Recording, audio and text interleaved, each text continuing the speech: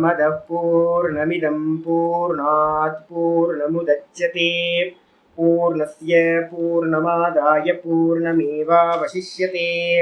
ओम शांति शांति शांतिः। ओम गुरुर्ब्रह्मा गुरुर्विष्णुर्गुरुर्देवो महेश्वरः गुरु साक्षात् परं ब्रह्म तस्मै श्री गुरवे नमः। वंदे गुरूणां चरणारविन्दे संदर्शित स्वात्मसुखावबोधे निःश्रेयसे जाङ्गलिकायमाने संसारहालाहलमोघशान्त्यै। योगेन चित्तस्य पदेन वाचां मलं शरीरस्य च वैद्यकेन योपाकरोत्तं प्रवरं मुनीनां पतञ्जलिं प्राञ्जलिरानतोऽस्मि। आबाहुपुरुषाकारं शङ्खचक्रासिधारिणं सहस्रशिरसं श्वेतं प्रणमामि पतञ्जलिं। यस्त्यक्त्वा रूपमाद्यं प्रभवति जगतो अनेकदानुग्रहाय प्रक्षीणक्लेशराशिर्विषमविषधरो अनेकवक्त्रसुभोगी सर्वज्ञानप्रसूतिर्भुजगपरिकरः प्रीतये यस्य नित्यं देवो हि शस्तवो व्यात्सितविमलतनुः योगदो योगयुक्तः योगदो योगयुक्तः। ओम अथ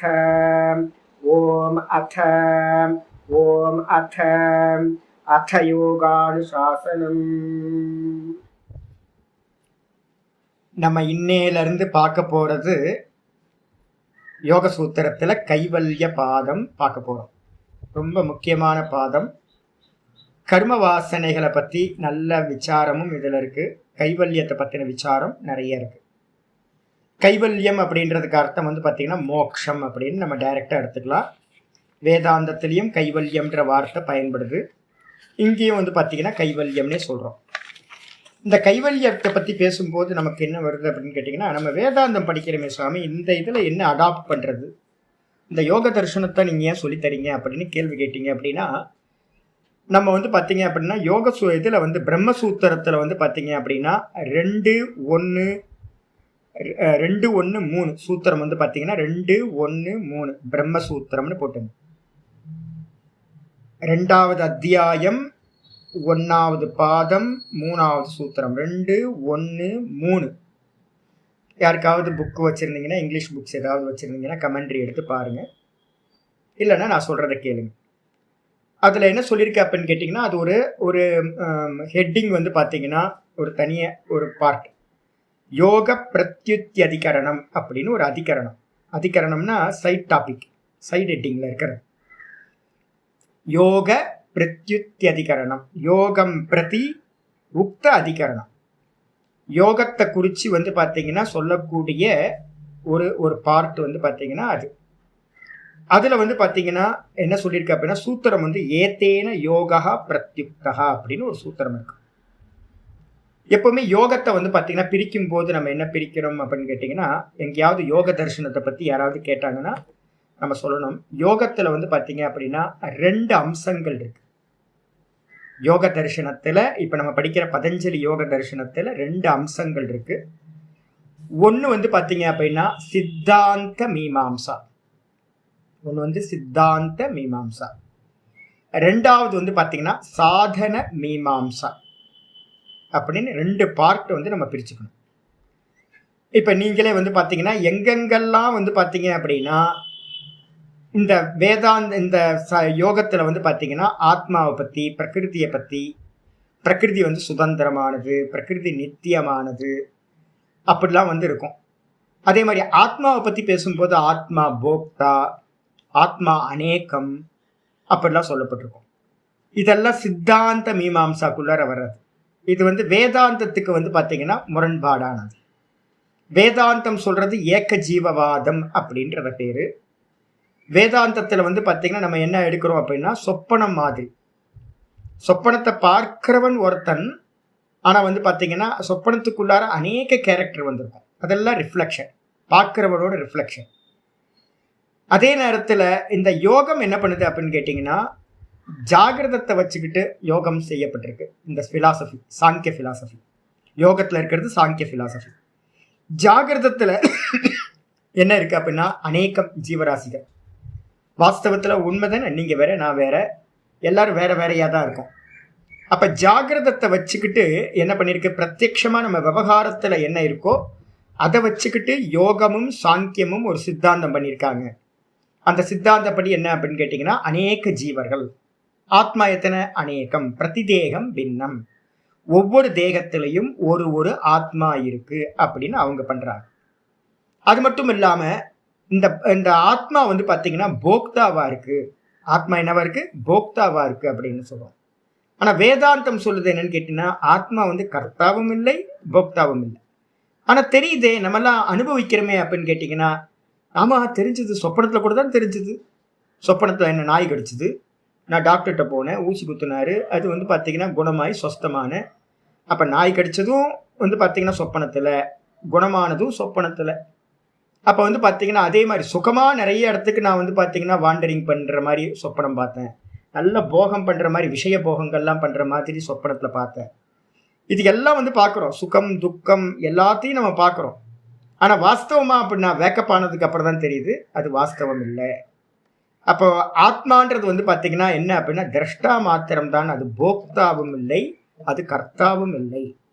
சொப்பனத்துல ஏகப்பட்ட காரியங்கள் நாம் பண்ற மாதிரி இருந்தாலும், ஏகப்பட்ட விஷயங்களை அனுபவிக்கிற மாதிரி இருந்தாலும் கூட, நான் வாஸ்தவத்துல வேக்கப் ஆனதுக்கு அப்புறம் தான் தெரியுது சொப்பனத்துல நடந்த எந்த காரியத்தையும் நான் பண்ணவில்லை, எந்த போகத்தையும் நான் அனுபவிக்கவில்லை. அப்ப திரஷ்டா மட்டும்தான். இது வேதாந்தம்.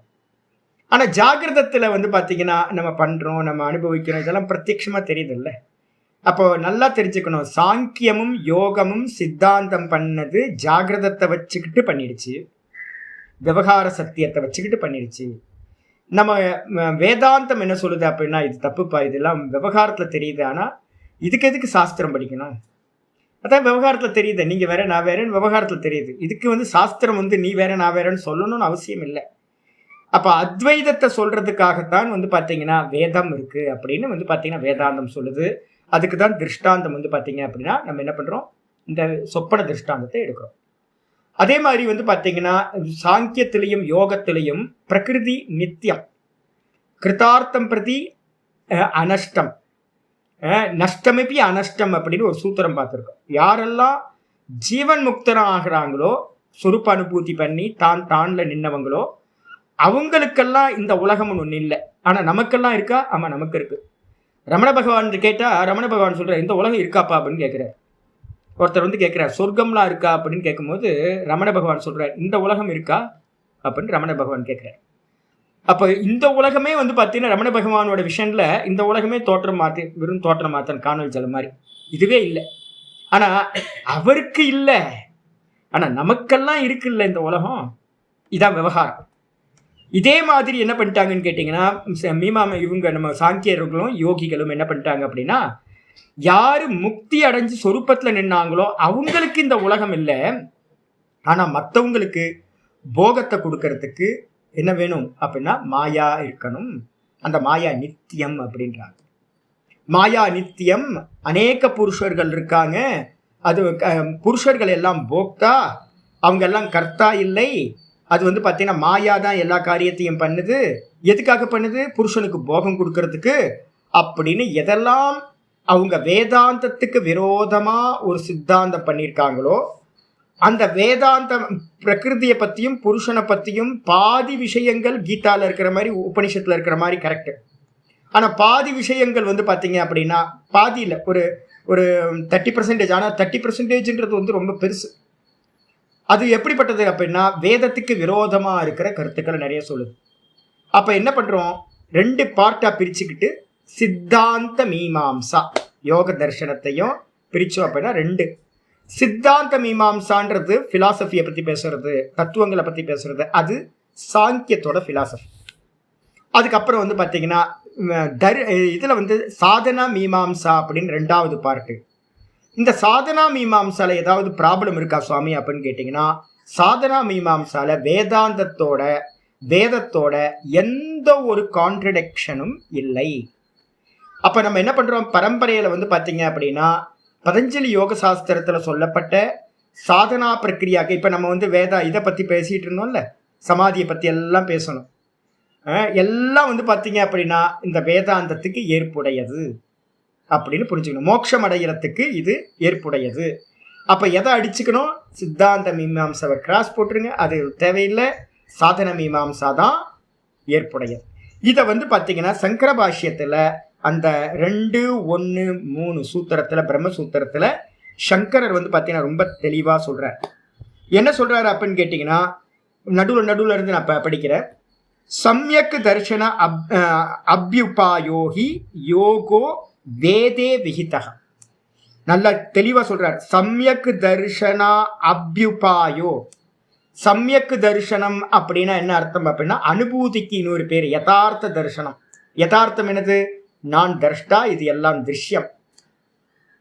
இருக்கிறது ஏக்கமேவ அத்வித்தியம், நான் மட்டும்தான் இருக்கேன். அடுத்த ஸ்டெப்பு போகும்போது நான் மட்டும்தான் இருக்கேன், திருஷ்யம்னு ஒன்று இல்லவே இல்லை, இருக்கிறதெல்லாம் பிரம்ம மட்டும்தான் அப்படின்னு வந்து பார்த்தீங்கன்னா எது அறியப்படுதோ அந்த அத்வைத பார்வைக்கு பேர் தான் என்ன பெயர் அப்படின்னா சம்யக் தர்ஷனம் அப்படின்னு பேர். சுனிதாமா நீங்க கேட்ட கேள்விக்கு பாருங்க, காலையிலேயே வந்துச்சு, இப்போ வந்துருச்சு. சம்யக் தர்ஷனத்துக்கு வந்து பார்த்தீங்கன்னா உபாயம் என்ன அப்படின்னு கேட்டிங்கன்னா, உபாயம் யோகோ. யோகமானது சம்யக் தர்ஷனத்துக்கு உபாயம். எப்போ நமக்கு அந்த சம்யக் தர்ஷனம் கிடைக்குது? ஸ்வார்த்த சம்யமாத் புருஷ ஞானம். நம்ம பார்த்தோம் சூத்திரம் 36, 37 போன பாதத்தில். அப்போ வந்து பார்த்தீங்கன்னா இந்த பரம்பிரசங்கியானத்திலிருந்து ஒருத்தன் ஜம்ப் பண்ணி வந்து பார்த்தீங்கன்னா சொரூபத்தில் எப்போ வந்து எஸ்டாப்ளிஷ் ஆகிறானோ அவன் குணாதீத்தன் ஆகிறான். ததா திருஷ்டுக்கு சொரூப்பே அவஸ்தானம். சொரூபத்தில் அவன் வந்து பார்த்தீங்கன்னா எஸ்டாப்ளிஷ் ஆகிறான். அந்த இடத்துக்கு பேர் கைவல்யம் அப்படின்னு சொல்லுச்சு. அதை தான் வேதாந்தம் என்ன பண்ணுது அப்படின்னு கேட்டிங்கன்னா குணாதீத்தன்னு சொல்லுது. அதை தான் வந்து பார்த்தீங்க அப்படின்னா அனுபூதி, ஆத்மானுபூதி, சொரூபானுபூதி, பிரம்மானுபூதி அப்படின்னு என்லைட்மெண்ட்னு சொல்லுது. அதை சங்கரர் என்ன பண்ணுவார் அப்படின்னு கேட்டிங்கன்னா அவரோட டெர்மினாலஜி யூஸ் பண்ணுற டெர்மினாலஜி சம்யக் தர்ஷனம் அப்படின்னு பேர். அப்போ சம்யக் தர்ஷனத்துக்கு வந்து பார்த்தீங்கன்னா உபாயம் எது அப்படின்னு கேட்டிங்கன்னா யோகோ. யோகமானது சம்யக் தரிசனத்துக்கு உபாயமாக சொல்லப்படுது. எங்க அப்படின்னு கேட்டா வேதே விகிதக. வேதத்துல விதிக்கப்பட்டிருக்கு யோகம். ரொம்ப ஸ்பஷ்டம். புரிஞ்சா போதும்ன்ற வேதாந்தம்லாம் இல்லை. யோகத்துல வந்து புரிஞ்சுக்கிறது ஏதாவது இருக்கா அப்படின்னா வேதத்துல யோகத்துல இருக்கிறதெல்லாம் அனுஷ்டானம் பண்றது. அப்ப நம்ம சித்தாந்தத்தை வந்து அத்வைத சித்தாந்தத்தை சிரவணம் பண்ணி நேத்தின்றத மனன பிரக்கிரியால வந்து பார்த்தீங்கன்னா நல்லா இது எல்லாம் பொய்ன்னு பண்ணி அதுக்கப்புறம் அனுபூதிக்கு போகும்போது நிதித்தியாசனம் அப்படின்னு சொல்கிறோம் பார்த்தீங்களா, பகவத்கீதையில் 6வது சாப்டர். அதே மாதிரி வந்து பார்த்தீங்கன்னா பகவத்கீதையில் 18-49 55 இந்த அப்புறம் 6வது அத்தியாயம் ஃபுல்லாக. அதுக்கப்புறம் வந்து பார்த்தீங்கன்னா இந்த 2 இடமும் வந்து பார்த்தீங்கன்னா ஜீவன் முக்திக்கு சாதனமாக யோகங்கள் 6வது சாப்டர் ஃபுல்லாக யோகம் தான் சொல்லப்பட்டிருக்கு. அபியாசம் பண்ணணும். இது எங்க விதிக்கப்பட்டிருக்கு? வேதத்தில் சொல்லப்பட்டது. அதான் கிருஷ்ண பரமாத்மாவும் வந்து பார்த்தீங்கன்னா அடாப்ட் பண்ணி சொல்றார். அதுக்கு அடுத்தது பிளான் ஏ ஜீவன் முக்தி, அதுக்கு வந்து யோகம் தேவை. அதனால தான் 6வது அத்தியாயம் முடியும் போது வந்து பார்த்தீங்கன்னா அர்ஜுனனுக்கு வந்து பார்த்தீங்கன்னா கிருஷ்ணர் என்ன பண்றாரு அப்படின்னு கேட்டிங்கன்னா தஸ்மாத் யோகி பவ அர்ஜுன அப்படின்றார். ஏ அர்ஜுனா, ஆகையினால் நீ என்ன ஆவ அப்படின்னா யோகியாக ஆவாயாக அப்படின்னு வந்து பார்த்தீங்கன்னா 6வது அத்தியாயம் முடிகிற இடத்துல கமெண்ட் இருக்கு. இதுக்கப்புறம் பிளான் பி அப்படின்னு எடுத்துக்கிட்டோம் அப்படின்னா பிளான் பியில் வந்து பார்த்தீங்க அப்படின்னா சவிகல்ப சமாதி சகுண பிரம்மத்தில் அடையிறது. சகுண பிரம்மத்தில் அடையக்கூடிய நாமரூப குணங்களோடு இருக்கிற ஈஸ்வரனை வந்து உபாசிக்கிறதுனால நமக்கு கிடைக்கிறது வந்து பார்த்தீங்கன்னா சகுண உபாசனையினால கிடைக்கிறது சவிகல்ப சமாதின்னு பேர். அந்த சவிகல்ப சமாதினால நமக்கு என்ன அடையப்படும் அப்படின்னு கேட்டிங்கன்னா என்ன எனக்கும் சாயுஜ்ய பதவி, கிரமமுக்தி வந்து பார்த்தீங்கன்னா நமக்கு கிடைக்கும். அதை தான் வந்து பார்த்தீங்க அப்படின்னா 8வது சாப்டரில் பகவத்கீதையில் சொல்லப்பட்டது. அர்ச்சிராதி மார்க்கம் மூலமாக போய் அந்த சகுல ஈஸ்வரனை பிரம்மலோகத்தில் அடையிறது. அதுக்கும் வந்து பார்த்தீங்கன்னா என்ன தேவை அப்படின்னா அதுக்கும் யோகம் தான் தேவை. 8th சாப்டர் ஃபுல்லாக யோகம் சொல்லப்பட்டிருக்கும். அதுலேயும் வந்து பார்த்தீங்க அப்படின்னா என்ன அப்படின்னா அங்கேயும் அர்ஜுனனுக்கு கமாண்டிங் பண்ணுறார். தஸ்மாத் யோகயுக்தோ பவ அர்ஜுன், யோகத்தோடு கூடினவனாக ஆவாயாக. 2 கமாண்டிங் வந்து பார்த்தீங்கன்னா இருக்கு. யோகியாக ஆவாயாக, யோகத்தோடு கூடினவனாக ஆவாயாக அப்படின்னு 2 உபதேசங்கள் இருக்கு. இப்போ கிருஷ்ணர் வந்து பார்த்தீங்க அப்படின்னா தப்பாக தான் சொல்லியிருப்பாரா? அவருக்கு தெரியலன்னு நினைக்கிறேன். என்ன பாவம், புரிஞ்சா போதுன்றது தெரியல போல இருக்கு அவருக்கு. சிம்பிளாக புரிஞ்சுக்கிறத விட்டுட்டு எதுக்கு கஷ்டப்படுத்திக்கிட்டு யோகி ஆகு அப்படின்னு. அப்போ வந்து பார்த்தீங்க அப்படின்னா கிருஷ்ணர் சொல்கிறார் இங்க சங்கர பாஷ்யத்துல வந்து பாத்தீங்கன்னா ரொம்ப தெளிவா சொல்றார். சம்யக் தர்சனம்னு சொல்லக்கூடிய ஆத்ம தர்சனத்துக்கு, ஆத்மாவை தர்சனம் பண்றதுக்கு உபாயமாக வேதத்தில் யோகமானது விகிதக அப்படின்னா விதிக்கப்பட்டிருக்கு. எப்படி அப்படின்னு கேட்டா ஆச்சாரிய சொல்றாரு, ஸ்ரோதவ்யோ மந்தவ்யோ நிதித்தியாசிதவ்யா. பிருகதாரண்ய உபனிஷத்துல இருக்கிற மந்திரத்தை அப்படியே கோட் பண்றார். ஸ்ரோதவ்யோ மந்தவ்யோ, சிரவணம் பண்ணு மனனம் பண்ணு, நிதித்தியாசனம் பண்ணுன்னா என்ன அர்த்தம்? ஆத்ம தியானம் பண்ணுன்னு அர்த்தம்.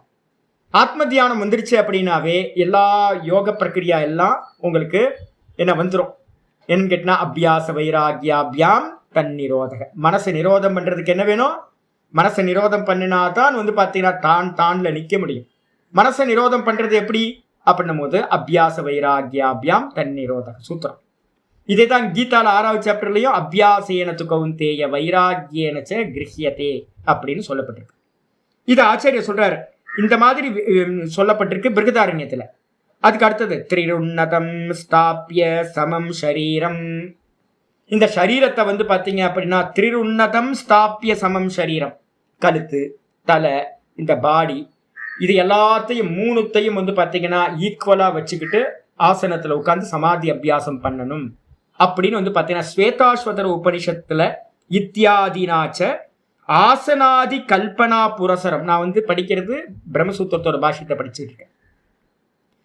இந்த விதமா ஸ்வேதாஸ்வதரத்துல வந்து பாத்தீங்கன்னா ஆசனம் முதலியவைகள் எல்லாம் விதிக்கப்பட்டிருக்கு. அஷ்டாங்க யோகம் நம்ம இங்க என்ன பார்த்தோமோ, ஆசனம் பிராணாயாமம் பிரத்யாகாரம் இதெல்லாம் பார்த்தோமோ, அது எல்லாம் வந்து பாத்தீங்கன்னா ஆசனாதி கல்பனா புரசரம்.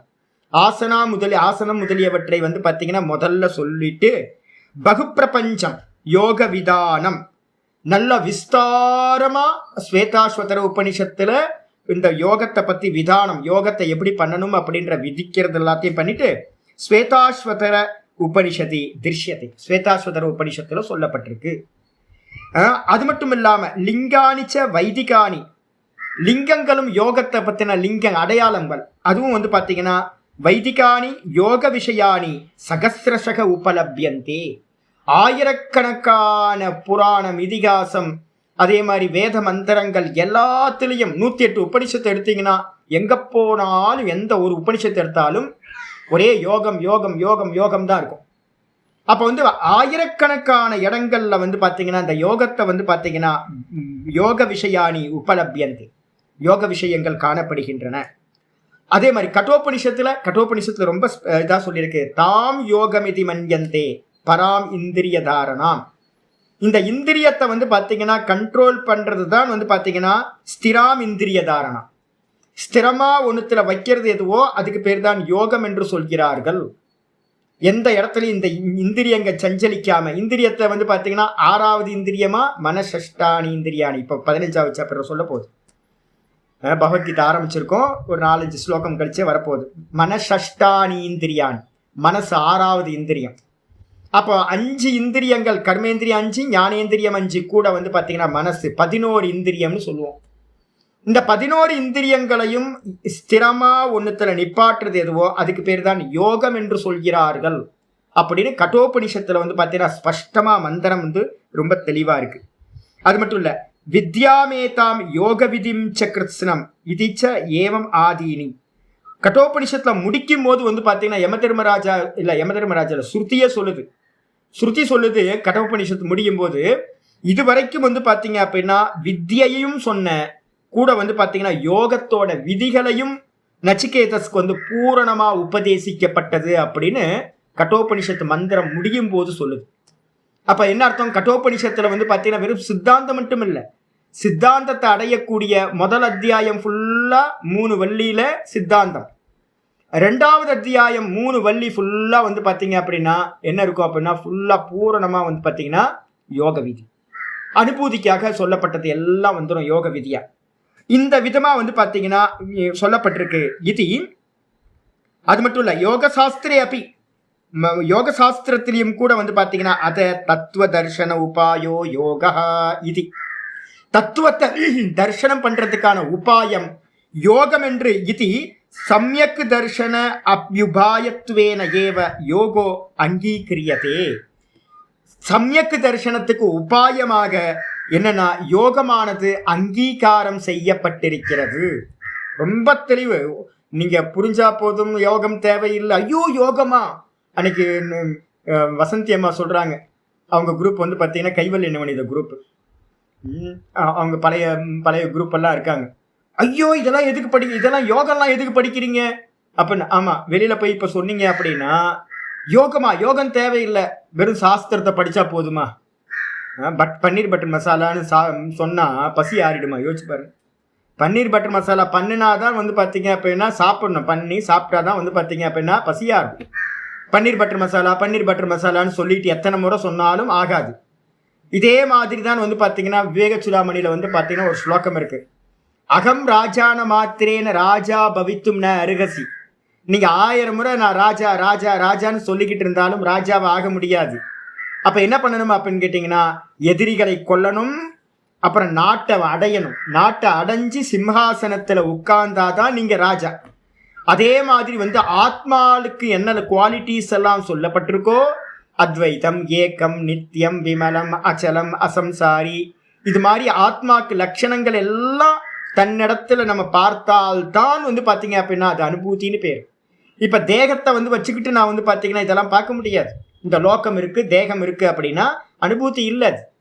அப்ப வந்து பாத்தீங்கன்னா அனுபூதிக்கு வந்து பாத்தீங்கன்னா அத தத்துவ தர்ஷன உபாயோ யோக. ரொம்ப ஸ்பெஷலா யோக சாஸ்திரத்துல இருக்கிற வச்சனத்தையே ஆச்சாரியார் கோட் பண்றார். தத்துவ தரிசன அபியாசோ யோகா. தத்துவ தரிசனம் பண்றதுக்கு வந்து பாத்தீங்கன்னா எது உபாயமா இருக்கோ அதுதான் யோகம். அப்ப சிரவண மனனத்துல யோகம் வருதா அப்படின்னா சிரவண மனனத்துல யோகம் வரல. நிதித்தியாசனம்ன்றதுக்கு அர்த்தமே ஆத்ம தியானம்ன்ற யோகம். அப்ப கிளியரா புரிஞ்சுங்க. அப்ப வந்து பாத்தீங்கன்னா அங்கீகிரிய யோகோ அங்கீகிரியத்தேன்றார். யோகமானது அங்கீகாரம் செய்யப்படுகின்றது. யோகம் வந்து பாத்தீங்கன்னா இது தேவையில்லைன்னு எங்கேயுமே சொல்ல. அறகுறையா படிச்சு கைவல்ய நிவனியத்தில் எங்கேயாவது யோகம் சொல்லப்பட்டிருக்காமா வசந்தியம்மா? உங்களுக்கு ஏதாவது தெரியுமா? யோகம் ஏதாவது சொல்லப்பட்டதா? நான் அதனால தான் பூரண கிரந்தம் இல்லைன்னு கைவல்ய நவநீதத்தை சொல்லுவேன். கைவல்ய நவநீதம் பூரண கிரந்தம் இல்லை. ஏன் அப்படின்னு கேட்டீங்கன்னா, இப்ப பகவத்கீதா பூர்ண கிரந்தமா இல்லையா? ஏன் பகவத்கீதை நான் தலையில தூக்கி வச்சு கொண்டாடுறேன் தெரியுங்களா? நான் பூரண கிரந்தம். கர்மத்திலிருந்து ஆரம்பிக்கும்.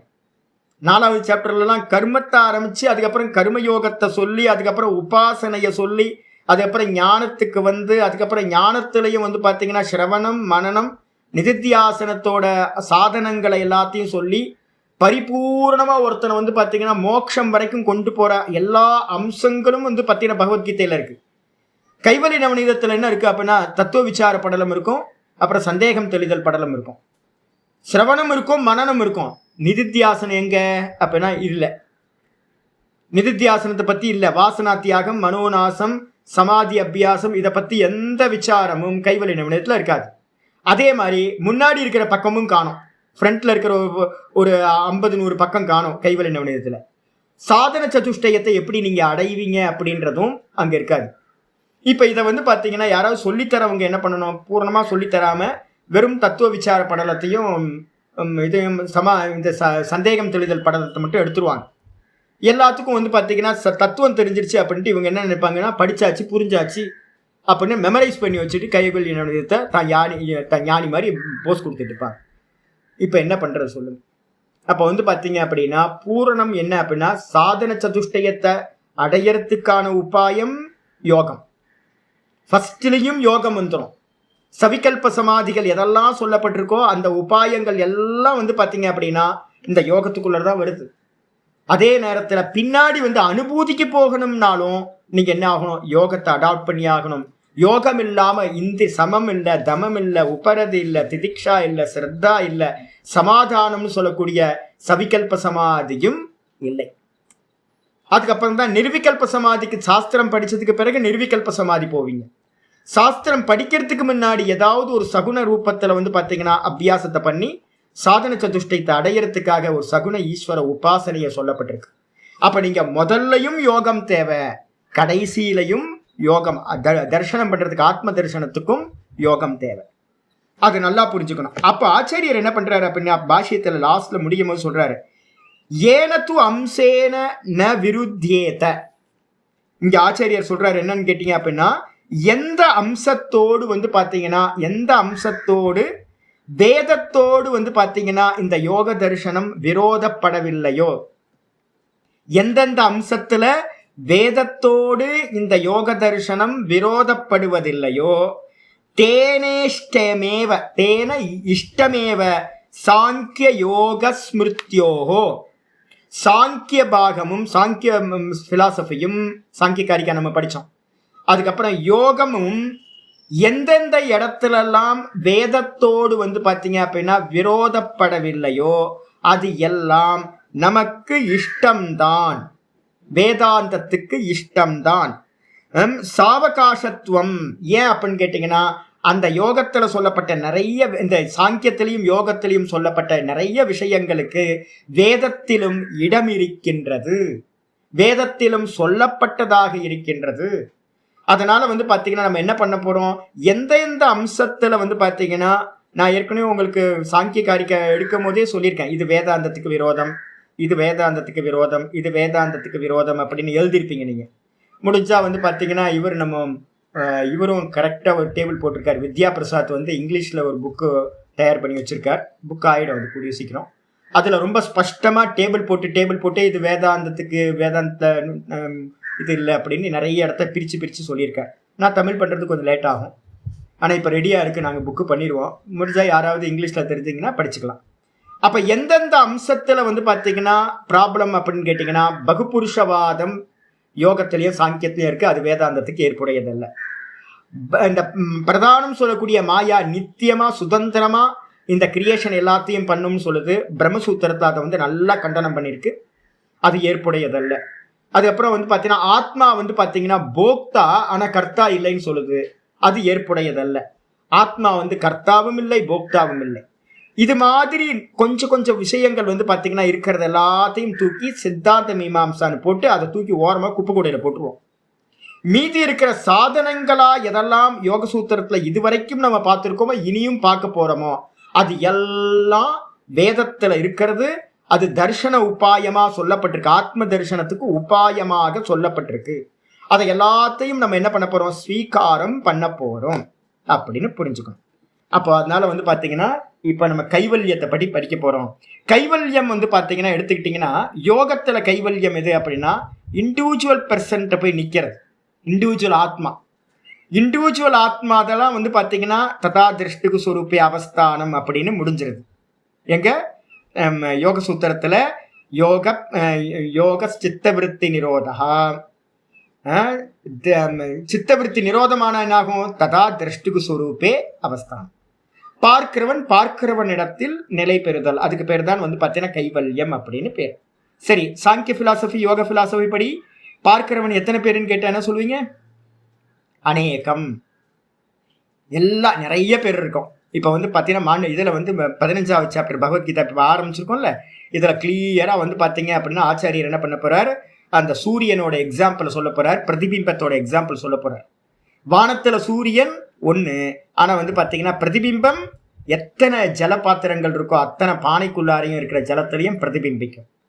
அப்போ இவங்க என்ன பண்ணிட்டாங்க, சாங்கியர்கள் என்ன பண்ணிட்டாங்க, வானத்தை பார்க்காம, நான் சொன்னல ஏற்கனவே பன்றிக்கு வந்து பார்த்தீங்கன்னா வானம் தெரியாது, அப்போ வானத்தை வந்து பார்க்காதான், பன்றி வந்து பார்வை வந்து ஃபுல்லாக பன்னிக்கு வந்து பார்த்தீங்கன்னா கீழ் நோக்கின பார்வையா, அதுக்கு வானம் எனக்கு கழுத்து இல்லை, அதுக்கு தெரியுங்களா, பன்னிக்கு கழுத்து இல்லை தெரியுங்களா, கழுத்து இருந்தால் தானே அது வந்து பார்த்தீங்கன்னா இப்படி திரும்பி மேலையெல்லாம் பார்க்கும். நமக்கே சில சமயம் கழுத்து பிடிச்சிக்கிச்சுன்னா, கழுத்து கொஞ்சம் பிடிச்சிக்கிச்சுன்னா கழுத்து தூக்க முடியாது. எனக்கு அது மாதிரி தான் ஒரு 2-3 மாதத்துக்கு முன்னாடி ஆச்சு. கழுத்தை இப்படி நகர்த்த முடியாது, இப்படி நகர்த்த முடியாது. அப்புறம் எங்கே வானத்தை பார்க்குறது. அப்போ வந்து பார்த்தீங்கன்னா பன்றிக்கு எப்படியோ அதே மாதிரி சாங்கிய பிலாசபியில் இருக்கிறவங்களுக்கு என்னன்னு கேட்டிங்கன்னா, கீழேயே தான் பார்க்குறாங்களோடைய வானத்தை பார்க்கல. அப்போ கீழே வானத்தை பார்க்காத வரைக்கும் சூரியன் எத்தனைன்னு கேட்டால் என்ன சொல்லுவான், எத்தனை பாத்திரம் இருக்கோ அத்தனை பாத்திரத்தில் பிரதிபிம்பிக்கும். அப்போ எத்தனை சூரியன் கேட்டால் எவ்வளோ பாத்திரம் இருக்கோ ஜலம் இருக்கோ அவ்வளோ ஜல பாத்திரத்திலையும் அத்தனை சூரியன் இருக்குன்னு அவன் சொல்லுவான். எப்போ ஒருத்தன் வந்து வானத்தை பார்க்குறானோ அப்போ தெரிஞ்சிடும், ஓஹோ சூரியன் ஒன்று தான், பிரதிபிம்பம் அநேகம் அப்படின்னு தெரிஞ்சிடும். இது அப்படியே இப்போ நான் பேசுறது எல்லாத்தையும் 15வது சாப்டரில் பாஷ்யத்தில் வந்து பார்த்தீங்கன்னா ஆச்சாரியார் இன்னும் ஒரு 3 நாள் 4 நாளில் வந்து பார்த்தீங்கன்னா பாடத்துக்குள்ளார வந்துடும் உங்களுக்கு. இதே எக்ஸாம்பிள் சொல்கிறார். அப்போ இவங்க என்ன பண்ணிட்டாங்க அப்படின்னு கேட்டிங்கன்னா, பிம்பம் ஒன்று அப்படின்றத வந்து பிரம்ம தத்துவத்தை வந்து பார்த்தீங்கன்னா பார்க்காம தேகங்களை வச்சுக்கிட்டு வந்து பார்த்தீங்கன்னா பார்த்துட்டாங்க. இப்போ நான் வந்து அனுபூதி பண்ணணும்னா என்ன பண்ணணும் அப்படின்னா, நான் இந்த தேகத்திலேருந்து ஒவ்வொன்றா ஒடுக்கி ஒடுக்கி ஒடுக்கி உள்ளே போயிட்டே இருக்கணும். லயம் பண்ணி லயம் பண்ணி லயம் பண்ணி உள்ளே போய் வந்து பார்த்தீங்கன்னா, நானா நின்னேன் அப்படின்னா திரஷ்டா, நான் திரஷ்டா பார்க்குறவன், இந்த தேகத்தில் நான் பார்க்கிறவன், இந்த தேகத்திலேயே நான் நின்ட்டேன் அப்படின்னா அது மோட்சம் அப்படின்னு சொல்லிட்டாங்க. ஆனால் மற்றவங்களாம் அப்படியே இருப்பாங்க. ஏன்னா ஒவ்வொரு தேகத்திலையும் ஒவ்வொரு ஆத்மா. அப்போ அவங்கெல்லாம் இன்னும் முக்தி அடைகிற வரைக்கும் அவங்களுக்கு மாயா இருந்துக்கிட்டு வந்து பார்த்தீங்கன்னா போகத்தை கொடுத்துக்கிட்டே இருக்கும். அவங்க சம்சாரிகளாகவே இருப்பாங்க. நான் என்னுடைய பார்க்கின்ற சுரூபத்தில் நின்று நான் கைவல்யத்தை அடைஞ்சிடறேன். இதுதான் யோக ஃபிலாசபிஸ், இவங்களோட சாங்கிய ஃபிலாசபி. இதே வந்து பார்த்தீங்கன்னா நீங்கள் 13வது சாப்டர் நம்ம பகவத்கீதைக்கு வந்தீங்க அப்படின்னா என்ன இருக்கும் அப்படின்னு கேட்டிங்கன்னா, தத்துவமசி மகா வாக்கியம் சொல்கிறதா இருக்கட்டும், அதே மாதிரி அகம் பிரம்மாஸ்மி சொல்கிறதா இருக்கட்டும், இதெல்லாம் அகண்டபோதம் அப்படின்னு சொல்லுவோம். வேதாந்தத்தில் அகண்டபோதம். அப்போ யோகத்திலையும் இதுலேயும் சாங்கியத்திலையும் கண்டபோதம், லிமிட் கான்சியஸ்னஸை அனுபூதி பண்ணுறது. வேதாந்தத்தில் சொல்லும்போது 13வது சாப்டர் 2வது ஸ்லோகம் ரொம்ப தெளிவாக வந்து பார்த்தீங்கன்னா அத்வைத சித்தியை சொல்லும். க்ஷேத்திரஜம் சாப்பி மாம் வித்தி சர்வ க்ஷேத்ரேஷு பாரத. எல்லா க்ஷேத்திரங்களிலும், க்ஷேத்திரம்னா இதம் சரீரம் கௌந்தேய க்ஷேத்திரமித்யபிதீயதே, இந்த சரீரத்துக்கு பேரு க்ஷேத்திரம்னு பேரு. இந்த எல்லா தேகங்களிலும், இந்த உலகத்துல எத்தனை தேகம் இருக்கோ, எறும்புல ஆரம்பிச்சு பிரம்மா வரைக்கும் எத்தனை தேகங்கள் இருக்கோ எல்லா தேகத்திலையும் வந்து பார்த்தீங்க அப்படின்னா நான் அறிபவனாக பார்க்கின்ற திரஷ்டாவாக க்ஷேத்திரஜனா இருக்கேன். எத்தனை பேரு? நான் ஒருத்தன்தான். இதுதான் வந்து பார்த்தீங்கன்னா அத்வைதம். அப்ப எல்லா சரீரங்களிலும் பார்க்கின்ற திரஷ்டா ஒருத்தன்தான் அப்படின்னு வேதாந்தம் சொல்லுது. அந்த ஒருத்தன்தான் ஈஸ்வரன் பிரம்மம் அப்படின்னு. அப்ப ஜீவன் நாம் பார்க்கிறவனாச்சே, நீயும் ஈஸ்வரனும் வேற வேற இல்லை. இதான் வேதாந்த சித்தாந்தம். ஆனா வந்து பாத்தீங்கன்னா சாங்கியத்திலையும் யோகத்திலையும் என்னன்னு கேட்டீங்கன்னா ஈஸ்வரனை தூக்கி வெளியில போட்டுருச்சு. புருஷ விசேஷக அப்படின்னு நம்ம யோக சூத்திரத்துல பார்த்துருக்கோம். ஸ்பெஷல் புருஷன், நம்மள மாதிரியே ஒரு ஆளு. அதனால தான் ஜக்கி வாசுதேவ் என்ன பண்ணிட்டாருன்னு கேட்டிங்கன்னா ஆதி யோகின்ட்டு. அவரும் வந்து பார்த்தீங்கன்னா முன்னாடி யோகம் பண்ணி நம்மள மாதிரியே வந்து பார்த்தீங்கன்னா முக்தி அடைஞ்சார் அப்படின்னு. யோக ஃபிலாசபியில் வந்து பார்த்தீங்கன்னா ஒரு ஸ்பெஷல் பெர்சன், நம்மளை காட்டிலும் கொஞ்சம் எக்ஸ்ட்ராடனரி பவர்ஸ்லாம் இருக்கிற ஒரு பெர்சன், அவ்வளோதான். ஆனால் வேதாந்தம் அப்படி சொல்லல. வேதாந்தம் வந்து பார்த்தீங்கன்னா டோட்டலாக வேற சொல்லுது. அவர் வந்து பார்த்தீங்கன்னா நீதாம்பா, அவர் எல்லாத்துக்குள்ளாரையும் ஆத்மாவா இருக்கார். ஈஸ்வரன் எல்லாத்துக்குள்ளாரையும் ஆத்மாவா இருக்கார். அப்ப நான் பார்க்கிறேன்னா நீயும் அவரும் வேற வேற இல்லை. அவர் பிம்பம், நீ பிரதிபிம்பம், இவ்வளவுதான் டிஃபரன்ஸ். இதை வந்து பார்த்தீங்கன்னா இப்போ நான் சொல்றதை வந்து பார்த்தீங்கன்னா ஸ்பஷ்டமா வந்து பார்த்தீங்கன்னா 15வது சாப்டர் இன்னும் ஒரு 3 நாள்ல உங்களுக்கு ஸ்பஷ்டமா வந்து சொல்லுது. பானை அந்த மீடியம் உடைஞ்சதுன்னா என்ன ஆகும்? இப்போ ஒரு பானையில தண்ணி வைக்கிறேன், தண்ணியில வந்து சூரியன் பிரதிபிம்பிக்கிறான். இப்ப பானையை உடைச்சிட்டேன், பானையை உடைச்சோன்னு என்ன ஆகும்? அந்த உள்ளுக்குள்ளார இருந்த சூரியன் என்ன ஆனா? சூரியன் எங்க போனா? இல்ல எங்கிருந்து வந்தானோ அங்கதானே போவான். எங்கிருந்து வந்தான்? பிம்பத்துல இருந்து தானே பிரதிபிம்பம் உண்டாச்சு. அப்ப பிரதிபிம்பம் எங்க போச்சு அப்படின்னு கேட்டா என்ன சொல்லுவீங்க? பிரதிபிம்பம் பிம்பத்தோட போய் இணைஞ்சிருச்சு. அப்போ ஆமா, அப்போ வந்து பார்த்தீங்கன்னா இந்த இதை அப்படியே பகவான் வந்து சங்கரர் வந்து அந்த இடத்துல 15வது சாப்டர்ல சொல்ல போறார். இப்ப என்ன அர்த்தம் அப்படின்னு கேட்டீங்கன்னா, பிரதிபிம்பம் உண்மை இல்லை, பிம்பம் ஒன்னே ஒண்ணுதான், ஈஸ்வரனும் ஜீவனும் ஒருத்தர் தான் அப்படின்றது வேதாந்தம். அப்ப இதுக்கு எதிரா இந்த யோக பிலாசபியில பகுபுருஷவாதம்னு அநேக ஆத்மவாதம், அநேக ஆத்மாக்கள் ஒவ்வொரு தேகத்திலும் தனித்தனியா இருக்குன்னு எதை சொல்லுதோ அதெல்லாம் சாஸ்திரத்துக்கு விரோதம், வேதத்துக்கு விரோதம். அப்ப அந்த ஸ்பஷ்டமா சொல்லுது, எந்தெந்த அம்சங்கள் விரோதப்படுதோ அந்தந்த அம்சங்களை சாங்கியத்திலிருந்தும் யோகத்திலிருந்தும் தூக்கி குப்பை தொட்டியில போட்டுட்டு மீதி குணங்களை பத்தி எல்லாம் பேசுது இல்ல, அப்படியே பகவத்கீதையில இருக்கு.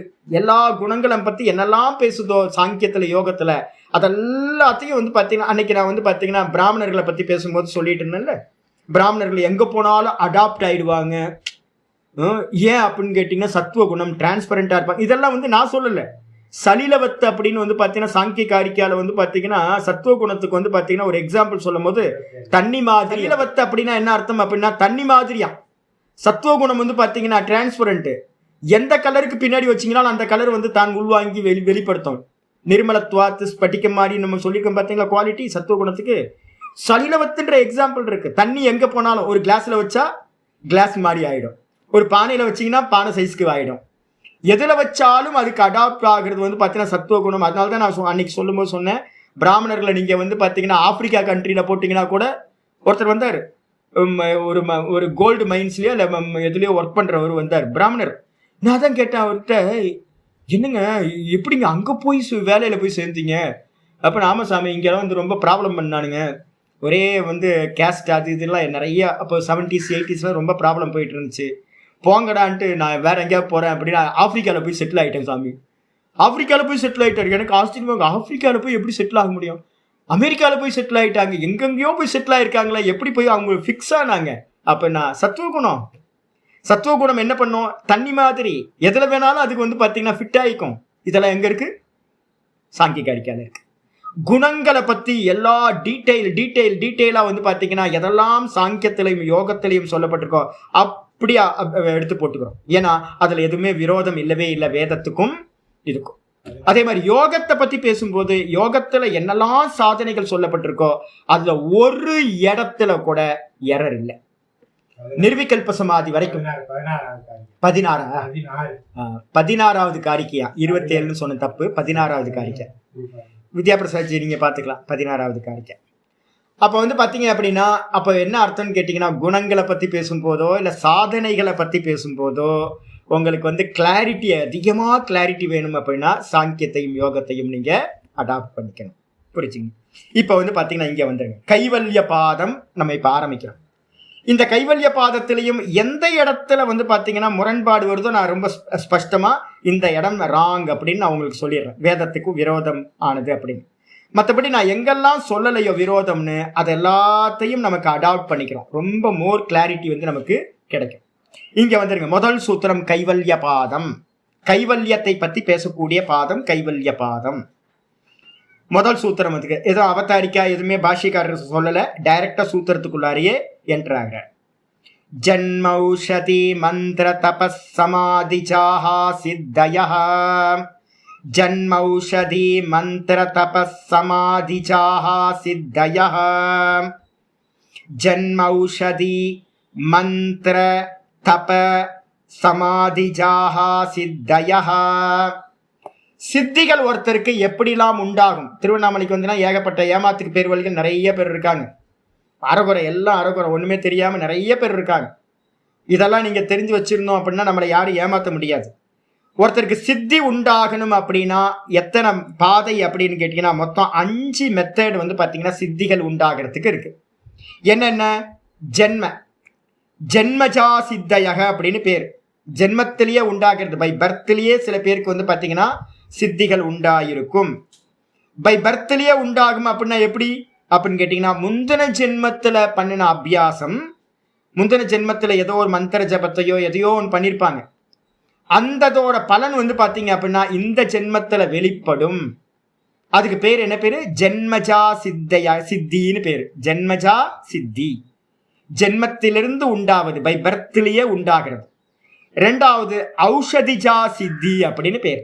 ஜான்னு போட்டுக்கிட்டிங்கன்னா உண்டாகிறதுன்னு அர்த்தம்.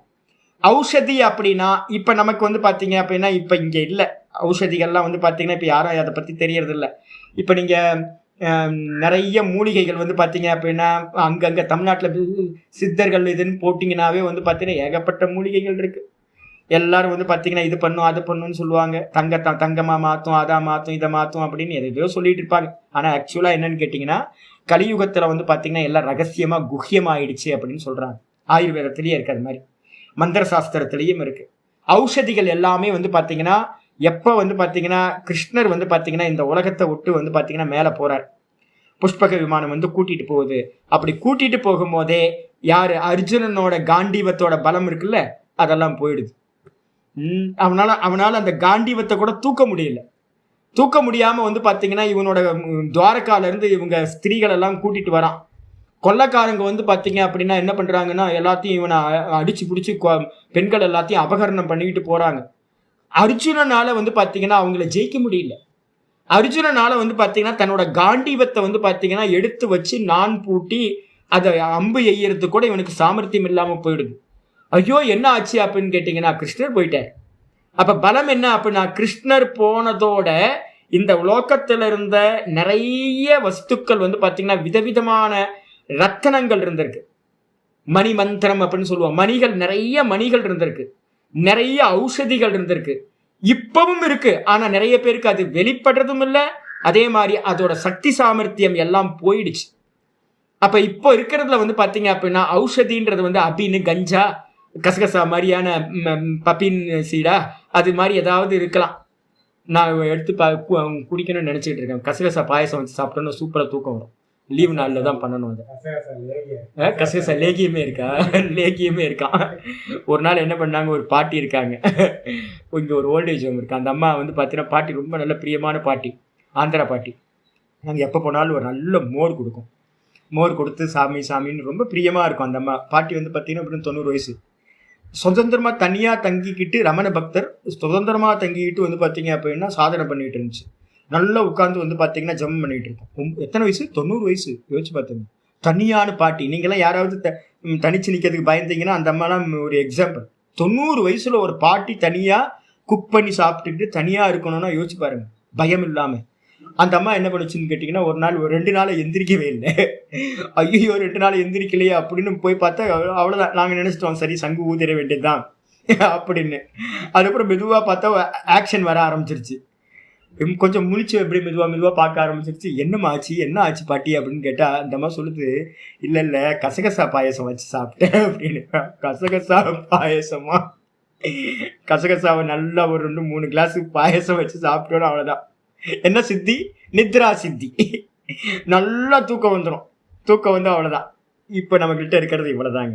கசகசா, அபின்னு, கஞ்சா, இது மாதிரி நிறைய இருக்குது. தட்டூரான்னு சொல்லுவாங்க.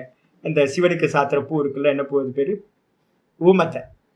ஊமத்தை வந்து பார்த்தீங்கன்னா பூ வந்து பார்த்தீங்கன்னா ஊமத்தங்காயில் வந்து பார்த்தீங்க அப்படின்னா எடுத்து சாப்பிட்டோன்னா அதுக்குன்னு வேரியேஷன் இதெல்லாம் இருக்குது. இது மாதிரி இருக்குது. நீங்கள் சாதுக்கள் மத்தியில் போனீங்கன்னா, இமாலயாஸ்லாம் போனீங்க அப்படின்னா நிறைய சாதுக்கள் வந்து விதவிதமாக யூஸ் பண்ணுறாங்க. இப்போ நாங்கள் கிளேசியருக்கெலாம் போகும்போது என்ன பண்ணுறோம் அப்படின்னு கேட்டிங்கன்னா, காந்தாரி மிளகா இருக்குது பார்த்தீங்களா? காந்தாரி மிளகான்னு சின்னோண்டு மிளகா இருக்கும். கேரளாவில் இப்போ இருக்குது. நம்ம தமிழ்நாட்டில் எங்கேயும் நான் பார்க்கவே இல்லை. அப்போ வந்து அந்த ஊசி மிளகா கூட இல்லை, இவ்வளோதான், சின்னதாக இருக்கும். இவ்வளோதான் காந்தாரின்னு பேர். ரொம்ப சின்ன மிளகா. ஐயோ, அது வாயில வச்சிங்க செத்துங்க, அவ்வளோதான். அவ்வளோ காரம். அது காந்தாரி அப்படின்னு பேரு. காந்தாரி மாதிரி இருக்கேன்னு வாங்க, கடிச்சா அவ்வளோதான், முடிஞ்சு போச்சு. அவ்வளோ காரம். நாங்கள் என்ன பண்ணுவோம், ரிஷிகேஷில் இது கிடைக்கும், எங்களோட ஆசிரமத்துலேயே இருந்துச்சு. இப்போ நாங்கள் என்ன பண்ணுவோம், கிளேசியரில் யாத்திரை பண்ணுறோம். மேலே வந்து பார்த்தீங்க அப்படின்னா போகிறோன்னா எங்கள்கிட்ட அவ்வளோ ஃபெசிலிட்டிஸ்லாம் இருக்காது. அப்போ என்ன பண்ணுவோம், ரோட்லேயே தங்குவோம். போகிற யாத்திரையிலலாம் நிறைய இடத்துல தங்குவோம். அப்போ குளிர் இருக்குமே, நல்ல குளிர் இருக்கும். என்ன பண்ணுறது அப்படின்னு கேட்டிங்கன்னா, நைட்டில் வந்து பார்த்தீங்கன்னா ஒரு மிளகாவை எடுத்து வாய்க்குள்ளார வச்சுப்போம். ஒரு லைட்டாக ஒரு பஞ்சு பண்ணோம் அப்படின்னா அன்றைக்கி நைட்டு ஃபுல்லாக நீங்கள் என்ன பண்ணலான்னு கேட்டிங்கன்னா, குளிரே இல்லாமல் உடம்பு ஃபுல்லாக வந்து பார்த்தீங்க அப்படின்னா அந்த காரம் ஹீட்டை ப்ரொடியூஸ் பண்ணி பித்த நாடியை வந்து பார்த்தீங்கன்னா ஆக்டிவேட் பண்ணிடும். உடம்பு ஃபுல்லாக பித்த நாடி ஆக்டிவ் ஆகிடுச்சு அப்படின்னா நல்ல ஹீட்டு கிடைக்கும். அது கிடைக்கல அப்படின்னா லவங்கம் இருக்குல்ல, இந்த லவங்கத்தை வந்து பார்த்தீங்க அப்படின்னா போகும்போது எடுத்துகிட்டு போவோம். லவங்கத்தை எடுத்து வந்து பார்த்தீங்கன்னா உள்ளுக்குள்ளார வச்சுக்கிட்டு வந்து பார்த்தீங்கன்னா அப்பப்போ ஒரு பஞ்ச் பண்ணி விட்டுகிட்டே இருந்தோம் அப்படின்னா உடம்பு ஃபுல்லாக ஹீட் ஆயிடும். இதெல்லாம் சித்தி. இது மாதிரி இப்போ நம்மள்ட்ட இருக்கிறது 1-2 இருக்குது. இது மாதிரி வந்து பார்த்தீங்கன்னா கொஞ்சம் இவங்க இந்த இதில் இருக்க ஆர்கானிக்கில் இருக்கிறவங்க, இந்த ஔஷதி பக்கம் கவனம் கொடுக்குறவங்க, மருத்துவர்கள்ட்டெல்லாம் கேட்டிங்கன்னா ஏகப்பட்ட ஔஷதியை சொல்லுவாங்க. ஆனால் முன்னாடி காலத்தில் என்ன இருந்திருக்கு அப்படின்னு கேட்டிங்கன்னா, ஒவ்வொன்றும் வீரியமாக எந்த லோக்கங்களையும் தங்கமாக மாற்றுறதுக்கான ஔஷதிகள்லாம் இருந்திருக்கு. அப்போ வந்து பார்த்தீங்கன்னா ஔஷதிஜா சித்தி 2வது வெரைட்டி. 3வது வந்து பார்த்தீங்கன்னா மந்திரஜா சித்தி. மந்திரங்களை பிரயோகம் பண்ணுறது மூலமாக இப்போ கூட இருக்குது. நீங்கள் சௌந்தரிய லகரி, ஆனந்த லகரின்னு இருக்குது பார்த்தீங்களா, சங்கரர் பண்ணியிருக்காரு பார்த்தீங்களா, அது ஒரு மந்திர சாஸ்திரம். அதெல்லாம் நான் அப்ளை பண்ணியிருக்கேன், 11 நாளில் அபியாசம் பண்ணியிருக்கேன். அதெல்லாம் வந்து பார்த்தீங்க அப்படின்னா அந்த இதில் வந்து பார்த்தீங்கன்னா எந்த பத்திரத்துலையா, போஜ பத்திரத்துலையா, இல்லை எந்த தகரத்தில் வந்து பார்த்தீங்கன்னா தங்கத்திலையா, இல்லை வெள்ளியிலையா, இல்லை தாமிரத்திலையா அப்படின்னு அந்த சக்கரங்களை வந்து பார்த்தீங்கன்னா வரைஞ்சி அதுக்கு எத்தனை நாள் என்ன மாதிரியான ஜபம் பண்ணணும்னு இருக்குது, எந்த மாதிரி நைவேத்தியம் அபிஷேக ஆராதனைகள் பண்ணணுன்ற விதிவிதானங்கள்லாம் வந்து பார்த்தீங்கன்னா சௌந்தரிய லகரிக்கு இருக்குது. அதை வந்து பார்த்தீங்கன்னா அப்ளை பண்ணினீங்க அப்படின்னா 11 நாள் மந்திரம், 21 நாள் மந்திரம், 48 நாள் மந்திரம், 40 நாள் மந்திரம், 120 நாள் மந்திரம், 108 நாள் மந்திரம் அப்படின்னு வந்து பார்த்தீங்கன்னா 1 வருஷம் மந்திர சித்தி. இது மாதிரி மந்திர சித்திகள் வந்து பார்த்தீங்கன்னா மந்திரத்தை உச்சாரணம் பண்றதுனால உண்டாகிறது ரொம்ப ஸ்பஷ்டமா இருக்கு. இது மாதிரி அநேக மந்திரங்கள் வந்து பார்த்தீங்க அப்படின்னா சித்திப்படுத்துறதுக்கான விதானங்கள் தெரிஞ்சு அதை பண்றதுக்கு பேரு, அதனால சித்தி உண்டாகும். அதுக்கு பேரு மந்திரஜா சித்தின்னு பேரு. இதுக்கப்புறம் தபஸ் இருக்குல்ல, அந்த தபஸுக்கு வந்து பார்த்தீங்க அப்படின்னா சித்திக்கு வந்து தபோஜா சித்தி அப்படின்னு பேர். தபோஜா சித்தினா என்ன அர்த்தம்? தபஸ்ல இருந்து உண்டாகிறது. ஒத்த காலில் நின்று அர்ஜுனன் என்ன பண்ணா? ஒரு சித்தி வாங்கினா, பாசுபதாஸ்திரம். இவரை நோக்கி, சிவபெருமானை நோக்கி வந்து பார்த்தீங்கன்னா ஒத்த காலில் நின்று தபஸ் பண்ணியிருக்கான். உடனே சிவபெருமான் வந்து பார்த்தீங்கன்னா சந்தோஷப்பட்டு வந்து என்னப்பா வேணும் உனக்கு அப்படின்னு கேட்டோன்னே, எனக்கு வந்து பார்த்தீங்கன்னா பாசுபதாஸ்திரம் வேணும் அப்படின்னா சுவாமி கொடுத்துட்டு போயிட்டார். இது மாதிரி தபஸுனால வந்து நிறைய அசுரர்கள், தேவர்கள், மனுஷர்கள் எல்லாருமே நிறைய சித்திகள் அடைஞ்சிருக்காங்க. புராணங்கள்ல ரொம்ப பிரசித்தம். அதே மாதிரி தபஸுக்கு அப்புறம் சமாதிஜா சித்தையா, சமாதி சித்தி, சமாதிஜா சித்தி. சமாதினா என்ன அர்த்தம்? இப்ப நம்ம போன பாதத்துல என்ன பார்த்தோமோ சத்துவ குணத்தை 70% வந்தோனையே உங்களுக்கு சித்தியா ஸ்டார்ட் ஆயிடும். சத்துவகுணம் 70% மெதுவா மெதுவா நிர்விகல்ப சமாதி வரைக்கும், அதுக்கு முந்தின ஸ்டெப் வரைக்கும், தாரகம் அப்படின்ற சித்தி வரைக்கும், விஷோகா நாம சித்தின்னு ஒன்று பார்த்தோம் பார்த்தீங்களா? விஷோகா நாம சித்தி, பிராத்திப சித்தி, இது மாதிரி என்னெல்லாம் சித்தி பார்த்தோமோ அது எல்லாம் 70% 98% வரைக்கும் சத்துவகுணம் போகும்போது உண்டாகிற சித்திகள் எல்லாம் சவிகல்பத்திலிருந்து உண்டாகிற சித்தி. சவிகல்ப சமாதியிலிருந்து உண்டாகக்கூடிய சித்திகள் சமாதி ஜா சித்தையக அப்படின்னு பேர். இதுக்கு வந்து பார்த்தீங்கன்னா ஆச்சாரியார் என்ன பண்ணுவார் அப்படின்னு கேட்டீங்கன்னா, நாங்கள் இதில் வந்து பார்த்தீங்கன்னா ஒவ்வொன்றுத்துக்கு கேட்டகரி பண்ணுவோம். என்ன கேட்டகரி பண்ணுறது அப்படின்னா, ஜென்மஜா சித்தி அப்படின்னும் போது இருக்கிறதுலையே ரொம்ப ஒஸ்ட், எது மோசம் அப்படின்னு கேட்டிங்கன்னா, ஜென்மத்திலேயே ஒருத்தருக்கு சித்தி உண்டாகிறது ரொம்ப ஒஸ்ட். அவங்க யாருமே வந்து பார்த்தீங்க அப்படின்னா காலி. அவங்க வந்து பார்த்தீங்க அப்படின்னா அதுக்கு மேலே மோட்ச மார்க்கத்தில் போகிறதே இல்லை. ஜென்மத்திலேயே உண்டாகிற சித்தி உங்களை சம்சாரத்தில் மோகத்தில் அதிகமாக ஆழ்த்தி விடும். அது அன்வான்ட். ஔஷதியும் அதே மாதிரி தான். திருவண்ணாமலைக்கு வந்து பார்த்தீங்கன்னா ஒரு குரூப் அலைஞ்சிக்கிட்டே இருப்பாங்க. சதுரகிரின்னு ஒரு மலை இருக்குல்ல, ஸ்ரீவில்லிபுத்தூர் பக்கத்தில் சதுரகிரின்னு மலை இருக்குது. இப்போவும் தமிழ்நாட்டில் வந்து பார்த்தீங்க அப்படின்னா ஏமாத்து பேர் வழிகள் அவ்வளோ பேர் இருக்காங்க. தங்கமாக மாத்துறேன் அப்படின்னு எங்கேயாவது கிராமத்தில் இருக்கிற ஒரு லேண்ட்லார்டு யாரையா பிடிச்சி உங்களுக்கு தங்கத்தை உண்டு பண்ணிடலாம், ரசவாதம் பண்ணலாம் அப்படின்னு ஆசை காட்டி ஒரு வைத்தியர், அதுக்கப்புறம் வந்து பார்த்தீங்கன்னா ஒரு ஆயுர்வேதம் தெரிஞ்ச ஒரு டாக்டர், இவங்க எல்லாம் சேர்ந்து ஒரு குரூப்பாக கிளம்பி என்ன பண்ணுவாங்க அப்படின்னா போயிடுவாங்க. ஒரு சாமியார் எல்லாம் சேர்ந்து வந்து பார்த்தீங்கன்னா சதுரகிரி மலையில் வந்து பார்த்தீங்க அப்படின்னா ஜோதி புல்லு தெரியுதான்னு தேடி அலைஞ்சிக்கிட்டே இருப்பாங்க. ரசவாதம் பண்ணுறதுக்கு என்னென்னலாம் இருக்கோ அதெல்லாம் தேடி அலைஞ்சிக்கிட்டே இருப்பாங்க. இந்த ஆளோட சொத்து தீர்ந்து போனோன்னு இந்த குரூப் வந்து வேற ஒரு ஆள்கிட்ட போயிடும். அவ்வளோதான். அப்போ வந்து பார்த்தீங்கன்னா இப்போவும் இருக்காங்க, இப்போவும் தேடி தேடி அலைஞ்சிக்கிட்டு இருக்கவங்க. இப்போ கூட வந்து திருவண்ணாமலைக்கு வந்தீங்க அப்படின்னா திருவண்ணாமலையிலே அந்த குரூப் இருக்கு, ரசவாத குரூப்னு ஒரு தனி குரூப் இருக்கு. இது வந்து பார்த்தீங்க அப்படின்னா ஆமாம் கோபுர கலசத்துக்குள்ளார இருக்கிறது. ஆமாம், கெட்டே போகாதது. அது கெட்டு போகாமல் தானியங்கள்லாம் 12 வருஷத்துக்கு தானியங்கள்லாம் அப்படியே இருக்குல்ல. இரிடியம் அப்படின்னு ஒன்று தேடி அலையிறது குரூப் ஒன்று இருக்குது. இது நிறைய இருக்குது. நிறைய நாட்டுக்குள்ளார ஏமாத்து ஆட்கள் இருக்குது. இந்த மந்திர இது ஔஷதி பக்கம் போனவங்களும் மோட்ச மார்க்கத்து பக்கம் கவனம் போகிறதே இல்லை. அவங்களுக்கும் ஒரு மோட்சம் தேவையே இல்லை, வேஸ்ட்டு. அதுக்கப்புறம் மந்திரத்தை பண்ணுறவங்க வந்து பார்த்தீங்கன்னா ஓரளவு பரவாயில்ல. ஆனால் வந்து பார்த்தீங்க அப்படின்னா மந்திர சித்தினாலையும் சித்தன் ஆகிடுவாங்க. உள்ள யூடியூப்லலாம் பார்த்தீங்க அப்படின்னா ஏகப்பட்ட பேர் இருக்காங்க. எல்லாரும் ஆல்மோஸ்ட் வந்து பார்த்தீங்கன்னா மந்திர சித்தி பண்ணவங்க கொஞ்சம் வாக் சித்தி ஆகிடும். மந்திரத்தை பண்ண பண்ண பண்ண உங்களுக்கு என்ன ஆகும்? ஸ்ரீவித்யா உபாசனை, ஸ்ரீவித்யா மந்திரங்கள், மாத்திருக்காட்சிர மந்திரங்கள், அம்பாலோட மந்திரங்கள்லாம் ரொம்ப சீக்கிரமாக பலித்தமாகும். வாக் சித்தி உண்டாயிரும். இவங்க சொல்கிறதெல்லாம் பலித்தமாகும். அதனால வந்து பார்த்தீங்கன்னா கூட்டம் கூடிடும். இவங்களும் வந்து பார்த்தீங்கன்னா அன்ஃபிட் ஆகிடுவாங்க. அதுக்கப்புறம் தபஸ் வந்து பார்த்தீங்கன்னா ஓரளவு பரவாயில்ல. ஏன் அப்படின்னு கேட்டிங்கன்னா பாப்ப நாசம் பண்ணுறது தபஸ். ஆனால் அசுரம் மாதிரி இயல்பு இன்னொருத்தன் கெட்டு போகணும், இன்னொரு சித்தி அந்த சித்தி வாங்கணும், இந்த சித்தி வாங்கணும்னு இன்டென்ஷன் உங்கள்கிட்ட இருந்துச்சு அப்படின்னா அந்த தபஸ் வந்து பார்த்தீங்கன்னா உங்களை நாசம் பண்ணிடும். நிஷ்காமியமாக ஈஸ்வரனை பிராப்தி பண்ணணும்னு தபஸ் பண்ணா சூப்பர். ஆனால் வந்து பார்த்தீங்கன்னா அது மாதிரி இங்கே தபஸ் பண்ணுறவங்க இல்லை. தபஸ் பண்ணும்போது ரொம்ப குரோதம் உண்டாகும். சரியாக கைடன்ஸ் எடுத்துக்காமல் விட்டுட்டோம் அப்படின்னா அது ஒரு மூர்க்கத்தனத்தில் கொண்டு போய் விட்டுரும், அசுர தபஸா ஆகிடும். அதனால அதுவும் வந்து பார்த்தீங்கன்னா வாஸ்தவத்தில் வந்து பார்த்தீங்கன்னா சகாயம் எடுக்கணும் மொழிய கேர்ஃபுல்லாக வந்து பார்த்தீங்கன்னா ஒரு நல்ல கைடன்ஸோட எப்படி தபஸ் பண்ணணும்னு இப்போ கீதாவில் சொல்ல போகிறோம். சாத்விக தபஸ்னா என்ன, ராஜச தபஸ்னா என்ன, தாமச தபஸ்னா என்னன்னு தெரிஞ்சுக்கிட்டு சாத்விக தபஸை அடாப்ட் பண்ணோம் அப்படின்னா சித்திகள் உண்டாகும். அது உங்களை கீழே கொண்டுட்டு போகாது. சித்திகளை நீங்க என்ன பண்ண மாட்டீங்க, எடுத்துக்க மாட்டீங்க. தபஸுனால சித்தி உண்டானாலும் அதை ஸ்வீகாரம் பண்ணாம விட்டுருவீங்க, மோட்சத்துக்கு போக ஆரம்பிச்சிருவீங்க. இது ஓகே. அதுக்கப்புறம் மெயினா இருக்கிறது எது அப்படின்னு கேட்டீங்கன்னா, அடாப்ட் பண்ண வேண்டியது எது அப்படின்னா சமாதிஜ சித்தைய. அந்த சமாதியிலிருந்து உண்டாகக்கூடிய சித்திகள் எதெல்லாம் இருக்கோ அதெல்லாம் உங்களுக்கு ட்ரபிள் பண்ணவே பண்ணாது. ஏன் அப்படின்னு கேட்டீங்கன்னா, சமாதிக்கு ஆரம்பிக்கும் போதே நீங்க என்ன பண்ணிருப்பீங்க, அபியாச வைராகியாபியாம் தன்னிரோதா, அபியாசத்தையும் கை கொண்டிருப்பீங்க. அதுக்கப்புறம் மேல போக போக நிர்விச்சாரத்துல வரைக்கும் வந்து பாத்தீங்கன்னா என்ன வந்துடும் உங்களுக்கு, நிர்விச்சாரத்துல வசீகார வைராக்கியம் வந்துடும். அதுக்கப்புறம் மேல போகும்போது வந்து பரவைராக்கியம் இருக்கும். அப்ப வசீகார வைராக்கியத்தை அடாப்ட் பண்ணாதான் நீங்க நிறைய இதை அட்டைன் பண்ண முடியும். அப்ப வைராக்கியம் பரிபூர்ணமா இந்த ஜெகத்திலையும் பரலோகங்கள்லையும் எனக்கு எதுவும் வேணான்ற ஒரு வைராக்கிய அபியாசம் இருக்கும். கூட வந்து பாத்தீங்கன்னா சாதன அபியாசமும் இருக்கும். அதனால வந்து பாத்தீங்கன்னா சமாதியிலிருந்து உண்டாகக்கூடிய சித்திகள் உங்களுக்கு என்ன பண்ணாது, ப்ராப்ளம் கொடுக்காது. அப்ப இந்த 5ல வந்து பாத்தீங்கன்னா டிக் மார்க் அடிக்கணும்னா 2 மட்டும் அடிக்கலாம், தபசு, அதுக்கப்புறம் மந்திர ஜபம்.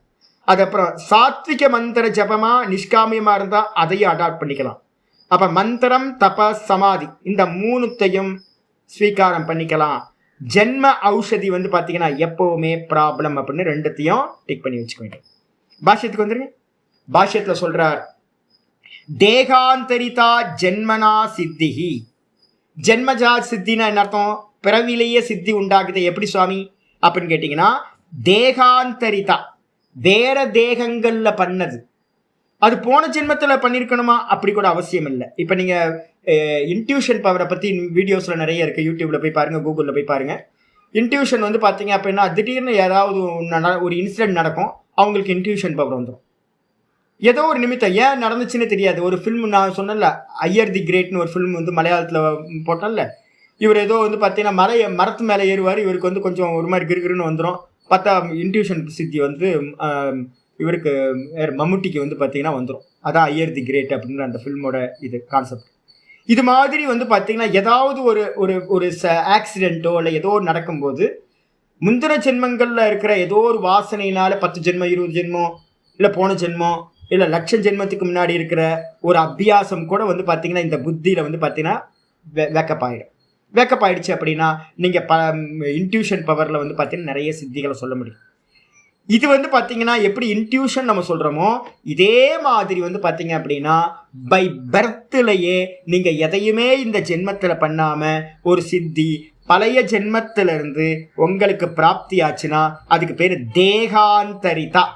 தேகாந்தர அப்படின்னா என்ன அர்த்தம், வேறு தேகம். தேகாந்தரிதா அப்படின்னா வேற தேகத்துல பண்ணின தபசு சமாதி இதெல்லாம் சேர்ந்து இந்த ஜென்மத்துல பை பர்த்லயே எது கிடைக்குதோ ஜென்மனா சித்தி அப்படின்னு அதுக்கு பேர்.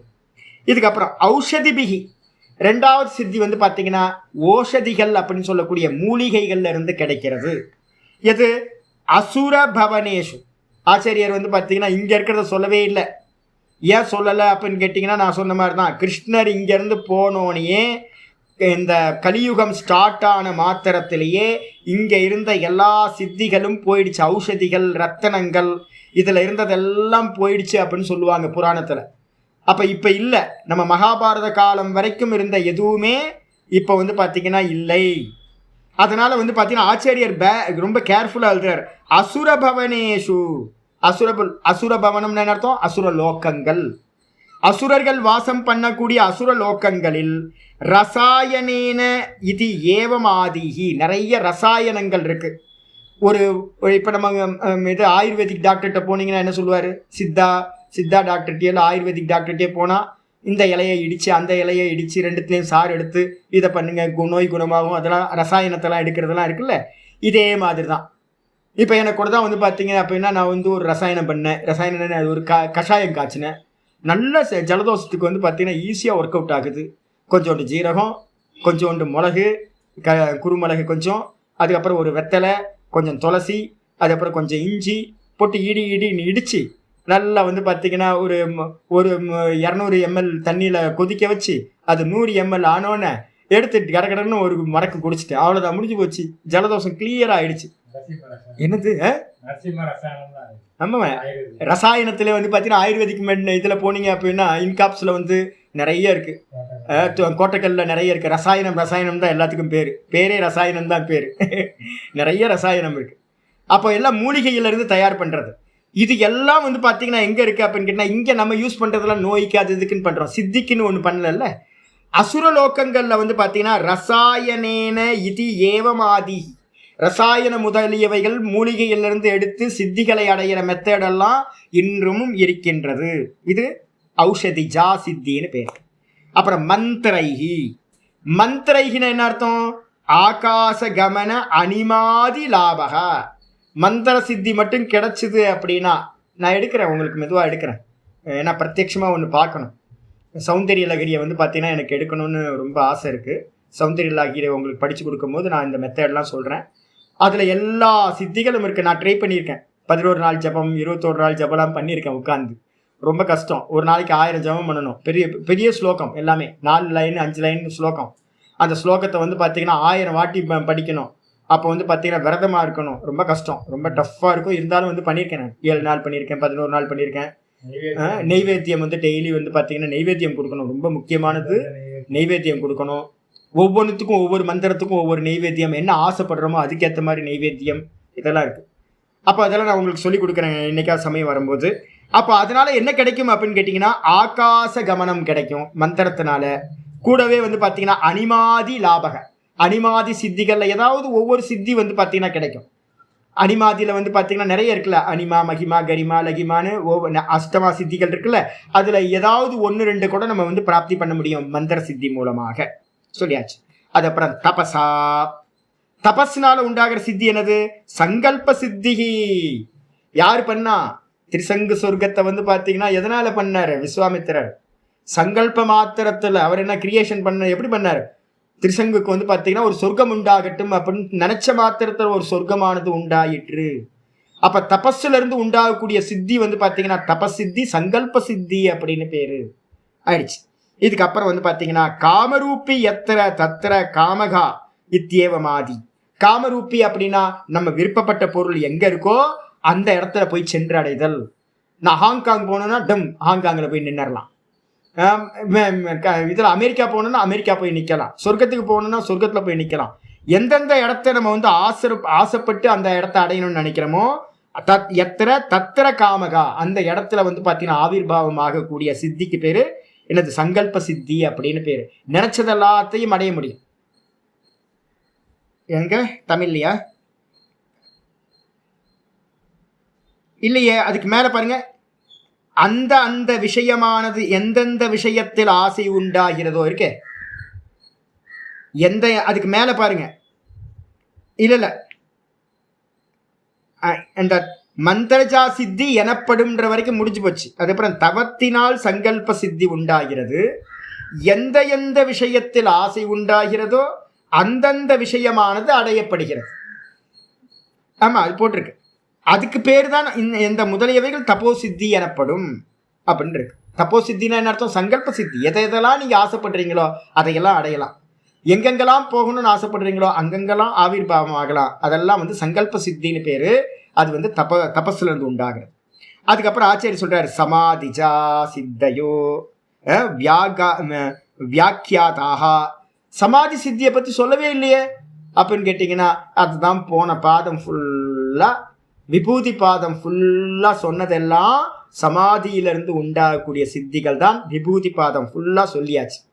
அதனால வந்து பார்த்தீங்கன்னா அதில் எந்த ஒரு கேர்ஃபுல்லாக நீங்கள் வைராக்கியத்தை மட்டும் எடுத்துக்கிட்டீங்க, சூப்பராக வந்து மோட்சத்துக்கு மெதுவாக கொண்டு போயிடும் உங்களுக்கு. ஆயிடுச்சா? ப்ராப்ளம் இல்லாதது சமாதி மூலமாக உண்டாகிறது அப்படின்னு சொல்லியாச்சு. வியாக்கியாத்தாகனா வியாக்கியானம் செய்யப்பட்டது. சமாதிஜா சித்தையோ வியாக்கியாத்தாக, சமாதியிலிருந்து உண்டாகக்கூடிய சித்திகள் போன பாதத்தில் வியாக்கியானம் செய்யப்பட்டது அப்படின்னு ஆயாச்சு. இதோட இந்த சூத்திரம் முடிஞ்சு. 2வது சூத்திரம் ஆரம்பிக்கிறது. தத்ர காயேந்திரியானாம் அந்நிய ஜாத்திய பரிணதானாம். ரொம்ப அருமையான சூத்திரம்.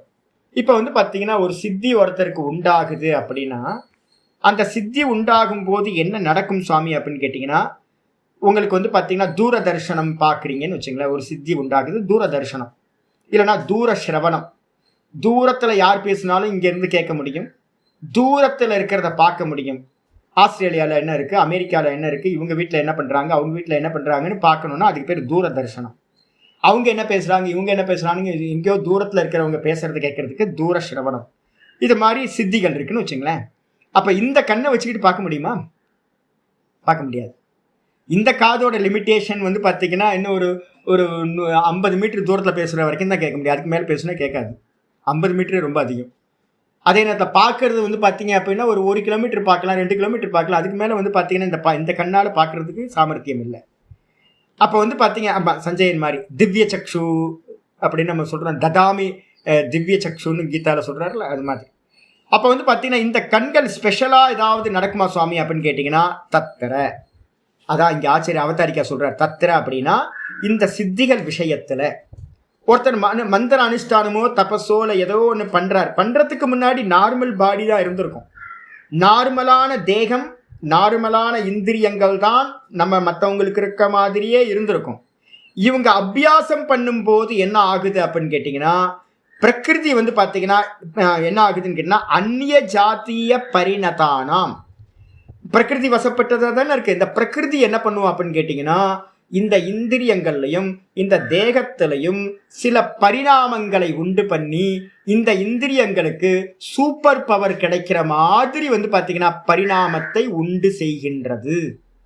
அப்ப நார்மலா இருந்த ஒரு பெர்சன் இந்த இதெல்லாம் பண்ணும்போது, உபாயங்கள் அனுஷ்டானம் பண்ணும்போது அந்த இந்திரியங்களுக்கும் காயங்களும் நார்மலா இல்லாம விசேஷ பரிணாமத்தை அடைகின்றது. அப்படி அடைஞ்ச பிறகுதான் அவனுக்கு தூர தரிசனமும் தூர சிரவணமும் உண்டாகும் அப்படின்னு எடுத்துக்கணும். ஆகாச கமனம் இது மாதிரிலாம் உண்டாகிறதெல்லாம் அப்பதான் உண்டாகும். அதுக்காக சூத்திரம் சொல்ல ஆரம்பிக்குது. 2வது சூத்திரம், ஜாத்யந்தர பரிணாமக பிரகிருத்யா பூராத். ஜாத்யந்தர பரிணாமக பிரகிருத்யா பூராத். ஜாத்யந்தர பரிணாமக பிரகிருத்யா பூராத். ஜாத்திய அந்தர பரிணாமக. ஜாத்தியந்தரம் அப்படின்னா சாதாரண பெர்சனா இருந்தவன், சாதாரணமா நம்மள மாதிரி நார்மல் பெர்சனா இருந்தவன். அந்தர ஜாதி, அந்தரனா அந்நிய ஜாத்தின்னு அர்த்தம். ஜாத்தி அந்தரனா அந்நிய ஜாதி, வேற ஒரு பெர்சனா, வேற ஒரு எக்ஸ்ட்ராடினரி சாமர்த்தியம் உடைய ஒரு பெர்சனா, சக்தி சாமர்த்தியம் இருக்கிற பெர்சனா பரிணாமத்தை அடைதல் என்பது, பரிணமிப்பது. பிரகிருதி ஆபூராத். பிரகிருதியினால் வந்து பார்த்தீங்க அப்படின்னா அந்த இந்திரியங்களும் அவனுடைய தேகங்களும் பூரிக்கப்படுவதால், பூரணம் செய்யப்படுவதால் உண்டாகின்றது. அப்ப யாரு ஃபுல்ஃபில் பண்றா?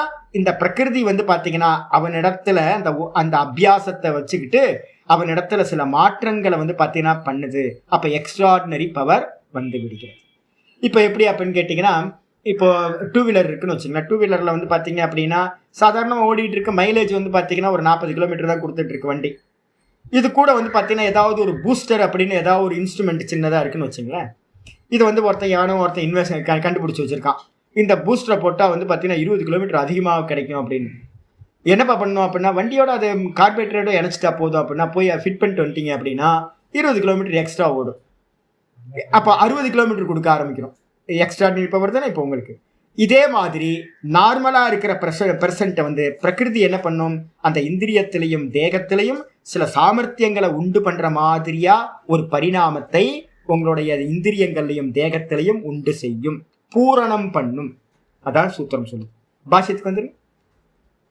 பூர்வ பரிணாம அபாய.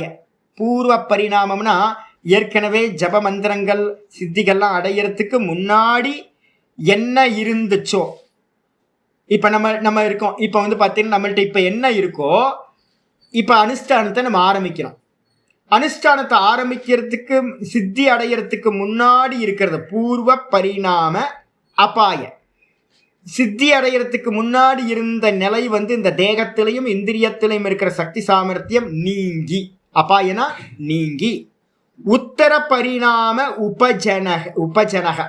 உபஜனக சித்தி உண்டாகும் போது இத்தனை மந்திர ஜபம் பண்ண அப்படின்னா 24 லட்சம் காயத்ரி ஜபம் பண்ண போறேன் அப்படின்னு ஒருத்தர் உட்கார்றாரு.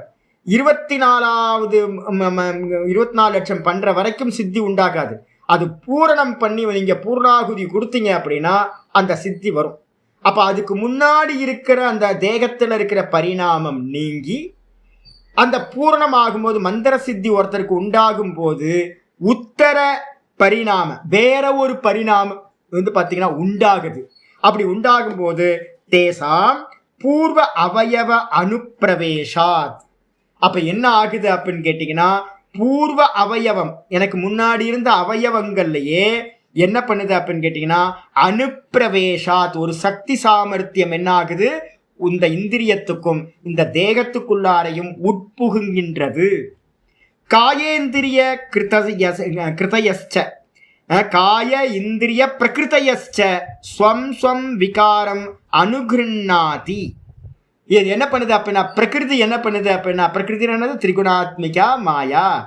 அந்த திரிகுணாத்மிகா மாயா என்ன பண்ணுது அப்படின்னு கேட்டீங்கன்னா இந்த இந்திரியங்கள்ல காய இந்திரியங்கள் காயத்னா இந்த உடம்புலையும் இந்த இந்திரியங்களையும் ஸ்வம் ஸ்வம் விகார அனுகிருண்ணாதி தன்னோட விகாரத்தை பாத்தீங்கன்னா என்ன பண்ணுதுன்னா உள்ளுக்குள்ளார புகுத்துகின்றது. என்ன விகாரம் அப்படின்னு கேட்டீங்கன்னா ஸ்பெஷல் எக்ஸ்ட்ராடினரியான ஒரு விஷயத்தை காது நார்மலா இருக்கு அதுல அந்த பிரகிருதி என்ன பண்ணுதுன்னா ஒரு ஃபுல்ஃபில் பண்ணுது. இதுக்குள்ளார இவ்வளவு சக்தி சாமர்த்தியம் வரணும் அப்படின்னு அதுக்குள்ளார பிரவேசம் பண்ணி அதை பூரணம் பண்ணி வைக்குது. அதனால பாத்தீங்கன்னா காதுக்கு கேட்கிற சக்தி அதிகம், கண்ணுக்கு பார்க்கிற சக்தி. இது மாதிரி என்னென்ன அபியாசம் நீங்க பண்றீங்களோ அந்தந்த அபியாசத்தோட பலனா அது உள்ள புகுந்து அனுகிருண்ணாதி தன்னுடைய விகாரம் சொல்லக்கூடிய 3 குணங்களால் அது என்ன பண்ணுது அனுகிரகம் பண்ணுது. அனுகிரகம் பண்ணி ஆபூரேன நல்லா பூர்த்தி பண்றது மூலமா தர்மாதி நிமித்தம் அபேக்ஷமானா இது ரொம்ப முக்கியமானது. அடுத்த சூத்திரத்துக்கு லீட் பண்றாரு இந்த இடத்துல. என்ன பண்றது அப்படின்னு கேட்டா இவன்ட்ட பாத்தீங்கன்னா ஒரு ஸ்பெஷல் தர்மம் உண்டாகுது, உதயமாகுது. ஸ்பெஷல் தர்மம் உண்டாகும் போது என்ன ஆகுதுன்னா பிரகிருதி பாத்தீங்கன்னா எக்ஸ்ட்ராடினரியான ஒரு ஒர்க்கை பண்ணுது. அப்போ அவனோட தேகத்திலையும் இந்திரியத்திலையும் சித்திகள் தெரிய ஆரம்பிக்குது. அப்ப யார் ஒர்க் பண்றா? நம்ம பண்ற அனுஷ்டானத்துக்கு ஏத்த மாதிரி பிரகிருதி என்ன பண்ணுது ஒரு தர்மத்தை கிரியேட் பண்ணுது. அந்த தர்மம் என்ன பண்ணுது அப்படின்னு கேட்டீங்கன்னா அதை வச்சுக்கிட்டு இப்ப நான் சொல்றேன் டெய்லி 24 லட்சம் ஜபம் பண்ணணும்னு வச்சுங்க. காயத்ரி ஒரு நாளைக்கு பாத்தீங்க அப்படின்னா குறைஞ்சபட்சம் 8000 ஜபம் பண்ணணும். அப்பதான் ஒரு 2-3 வருஷத்துல பாத்தீங்க அப்படின்னா முடிக்க முடியும். 8000 ஜபம் பண்ணணும்னா ஒரு மணி நேரத்துக்கு பாத்தீங்கன்னா 500 ஜபம் பண்ண முடியும். ஒரு மணி நேரத்துக்கு 500 ஜபம் பண்ண முடியும். அப்ப 2 மணி நேரம் உட்கார்ந்தீங்கன்னா தான் 1000 ஜபம் சந்தியா வந்தனத்துல பண்றது. 1000 ஜபம் பண்றதுக்கு 2 மணி நேரம் உட்காரணும். அப்ப 8000 ஜபம் பண்றதுக்கு 16 மணி நேரம் உட்காரணும். அது மாதிரி உட்காருவாங்க சாமி. நார்த் இந்தியாலாம் உட்காருவாங்க நிறைய பேர். இப்ப நாங்களாம் பாத்தீங்கன்னா ஒரு 2000-3000 ஜபம்லாம் நான் பண்ணியிருக்கேன். காயத்ரிலாம் பாத்தீங்கன்னா 2000 லீவு நாளாவே காயத்ரி பண்ணும்போதுலாம் நான் 2000-3000 பண்ணி. இப்போ நம்ம நாதபிரம்மெல்லாம் நிறைய பண்றாரு, நிறைய பண்ணியிருக்காரு. இப்பவும் ஓங்காரத்தை பாத்தீங்கன்னா ஒவ்வொருத்தரும் ஒவ்வொரு அளவுக்கு பண்ணிட்டு இருக்கோம் நாங்க. இப்போ லீவா இருந்தா உட்கார்ந்து பண்ணணும்னு ஆரம்பிச்சோம் அப்படின்னா 70,000-80,000 நான் பண்ணுவேன். நாதபிரம்மெல்லாம் 1 லட்சம் ஜபம்லாம் பண்ணியிருப்பாரு. இது மாதிரிலாம் இருக்கு. புரஸ்சரணம் இப்போ நாங்கள் போன வருஷம் பாத்தீங்கன்னா புரஸ்சரணம் பண்ணோம். இப்போ ஒரு 2017 ஒரு புரஸ்சரணம் பண்ணோம். 1,11,11,11,000 ஜபம் ஓங்காரம். 1,11,11,11,000 ஜபம். ஒரு நாளைக்கு பாத்தீங்கன்னா 30,000, 35,000, 40,000 ஜபம் பண்ணணும். அப்ப என்ன ஆகும் தெரியுங்களா உங்களுக்கு? சத்துவகுணம் என்ன ஆகும்? உட்காந்து 3 கால ஸ்நானம் பண்ணுவீங்க. 3 கால ஸ்நானம் நான் காலையில பூஜை வச்சிருப்பேன், சிவ பூஜை. அப்ப சிவ பூஜை வச்சுக்கிட்டு 3 கால ஜபம் பண்ணிக்கிட்டு வேற எந்த வேலையும் பண்ண முடியாது. அப்ப சத்துவகுணம் என்ன ஆகும்? பெருசா மேலோங்கும். அதுக்கு பேர் தர்மம்னு பேர். உங்க இடத்துல தர்மம் உண்டாகும். அந்த தர்மத்தை நிமித்தமா வச்சுக்கிட்டு உங்கள்கிட்ட என்ன ஆகும்னு கேட்டீங்கன்னா எக்ஸ்ட்ராடினரி பவர் உண்டாகும். என்ன சாமி எக்ஸ்ட்ராடினரி பவர்? உங்கள்கிட்ட என்ன சாமி உண்டாச்சு? இப்ப சுவாத்தியாயம் போயிட்டு இருக்குல்ல, எந்த விக்னமும் இல்லாம சுவாத்தியாயம். இப்போ ஒரு 6 புக்கு நாங்க பண்ணோம் நிஷ்டையோட. இதுல இருக்கிறதுக்கெல்லாம் என்ன காரணம்? எனக்கு தேவையில்லாத அன்வான்ட் எல்லாத்தையும் டிஸ்டர்பன்ஸ் எல்லாம் விலகி போச்சு. இதெல்லாம் என்னன்னு கேட்டீங்கன்னா பிரணவத்தோட புரஸ்சரணத்தினால நடந்தது. அப்ப பாத்தீங்கன்னா ஒவ்வொரு மந்திர ஜபத்துக்கும் சித்திகள் அப்படின்னு ஒண்ணு இருக்கு. அது வந்து பார்த்தீங்கன்னா என்ன பண்ணும், ஒரு தர்மத்தை உதயம் பண்ணும். அந்த தர்மத்தை நிமித்தமா காரணமா வச்சுக்கிட்டு உங்களிடத்துல பிரகிருதியானது சத்துவகுணம்ன்றது விகாரம். சத்துவகுணம் என்ன பண்ணும், உங்களோட அந்தக்கரணம் தேகம் எல்லாத்திலையும் ஒரு பூரணம் பண்ணும். பூரணம் பண்ணோன அது மூலமா உங்களுக்கு எக்ஸ்ட்ராடினரியான சித்தி கிடைக்கும். சொல்லியாச்சு. ஆமா, சர்வதேகேசு சர்வத்வாரேசு தேகேஸ்மின் பிரகாச உபஜாயதே. 14வது ஞானம் ததா இப்ப நம்ம பார்த்தோம்ல 14வது சாப்டர்ல 14-11 பாருங்க. 14-11 போட்டுங்க. இப்பதான் நம்ம பார்த்தோம். எப்ப வந்து பாத்தீங்கன்னா எக்ஸ்ட்ராடினரி பவர் உண்டாகுதுன்றது வந்து பாத்தீங்கன்னா ரொம்ப கிளியரா இருக்கு. அதுல எப்ப வந்து பாத்தீங்க அப்படின்னா சர்வத்வாரேஷு தேகேஸ்மின் 14-11 பகவத்கீதா. எல்லா துவாரங்களிலும் பஞ்ச ஞானேந்திரியம் பஞ்ச கர்மேந்திரியம், அதுக்கப்புறம் வந்து பார்த்தீங்கன்னா மனம் புத்தி சித்தம் அகங்காரம், இந்த எல்லா ஹோல்ஸ்லையும் வந்து பார்த்தீங்க அப்படின்னா பிரகாஷ உபஜாயத்தை சத்துவகுணத்தோட பிரகாசம் வந்து பார்த்தீங்கன்னா உண்டாகி ஞானம் யதா ததா. அந்த இடத்துல நார்மலா ஞானம் வந்துச்சுன்னா நம்ம சொல்றோம் சத்துவகுணம் இருக்கு அப்படின்னு. அதே நேரத்தில் இன்னும் சூக்ஷ்மத்தன்மை வரும்போது அதுக்கு பேர் சித்தி அப்படின்னு பேர். அப்ப சத்துவகுணம் மேலோங்கிறதுனால தான் வந்து பாத்தீங்க அப்படின்னா தர்மம் உதயமாகுது. தர்மம் உதயமாகும் போது எக்ஸ்ட்ராடினரி பவர் உண்டாகுது. என்னது, ததா வித்யாதி விவ்ருதம் சத்வமித்யுத. நல்ல சத்துவகுணம் மேலோங்கி இருக்கு என்று அறிந்து கொள்வாயாக. அப்ப என்ன அர்த்தம், 70% சத்துவகுணம் வந்தா ஒரு சித்தி, 75% வந்தா இன்னொரு சித்தி, 80% போனா இன்னொரு சித்தி, சவித்தர்க்கம் நிர்வித்தர்க்கம் சவிச்சாரம் நிர்விச்சாரம் அப்படின்னு ஒவ்வொரு சத்துவகுணம் அதிகமாக அதிகமாக அதிகமாக சித்திகள் வந்து பார்த்தீங்கன்னா இன்க்ரீஸ் ஆகிட்டே போகும். இதை நம்ம பார்த்துருக்கோம். இதோட 2வது சூத்திரம் நிக்கட்டும். நாளைக்கு 3வது சூத்திரம் பார்ப்போம். இங்க ஒரே ஒரு ஹிண்ட் கொடுத்துருக்காரு அடுத்த சூத்திரத்துக்கு. தர்ம நிமித்த அபேட்சமானான்னு. தர்மம் வந்து பார்த்தீங்கன்னா உதயமாய் அதை நிமித்தமா கொண்டு என்ன ஆகுது, சித்திகள் உண்டாகுதுன்னு இந்த தர்மத்தை பத்தி அடுத்த சூத்திரம் சொல்ல ஆரம்பிக்கும். பார்ப்போம். ஓம் பூர்ணமத பூர்ணமிதம் பூர்ணாத் பூர்ணமுதச்யதே பூர்ணஸ்ய பூர்ணமாதாய பூர்ணமேவாவசிஷ்யதே. ஓம் சாந்தி சாந்தி சாந்தி. ஹரிஹி ஓம் ஸ்ரீ குருப்யோ நமஹ. ஹரிஹி ஓம். நான் என்ன பண்ணேன், என் கூட வந்து ஒரு பையன் இருந்தான். சின்ன வயசுல நான் ஸ்கூலில் படிக்கும்போது 12th படிக்கும்போது 10th படிக்கும்போது அவன் என்ன பண்ணிட்டான், என்கிட்ட இருந்து பிரித்து போயிட்டான். அப்புறம் 12th ஆச்சு, நான் படித்து அப்புறம் மெதுவாக இதாகும்போது அவன் வந்து பார்த்தீங்கன்னா கவுன்சிலராக நான் நிற்கிறேன் அப்படின்னு. கவுன்சிலராக நிற்கிறியா? சின்ன பையனை என் கூட கிரிக்கெட் விளையாண்டுட்டு இருந்தவன் பார்த்தா பெரிய ஆள் மாதிரி வந்து நிற்கிறான். என்னடா எப்படிடா இருக்கா அப்படின்னு. என்னடா எப்படியா இருக்கா, பெரிய ஆள் மாதிரி இருக்கான். ஒரு ஒயிட் ஷர்ட் போட்டு ஒரு அந்த மினிஸ்டர் ஒயிட்டை போட்டோன்னா வந்து பார்த்தீங்க அப்படின்னா அந்த பொலிட்டிஷியன் மாதிரி ஆயிட்டான். எப்படிடா இப்படி ஆனு அப்படின்னு ஆச்சரியமா இருக்கு. நீங்கள் பார்த்தீங்கன்னா தெரியும், நம்ம ஊர்லேயே நம்ம தெருவுலேயே ஒருத்தன் தெரிஞ்சுக்கிட்டு இருப்பான்.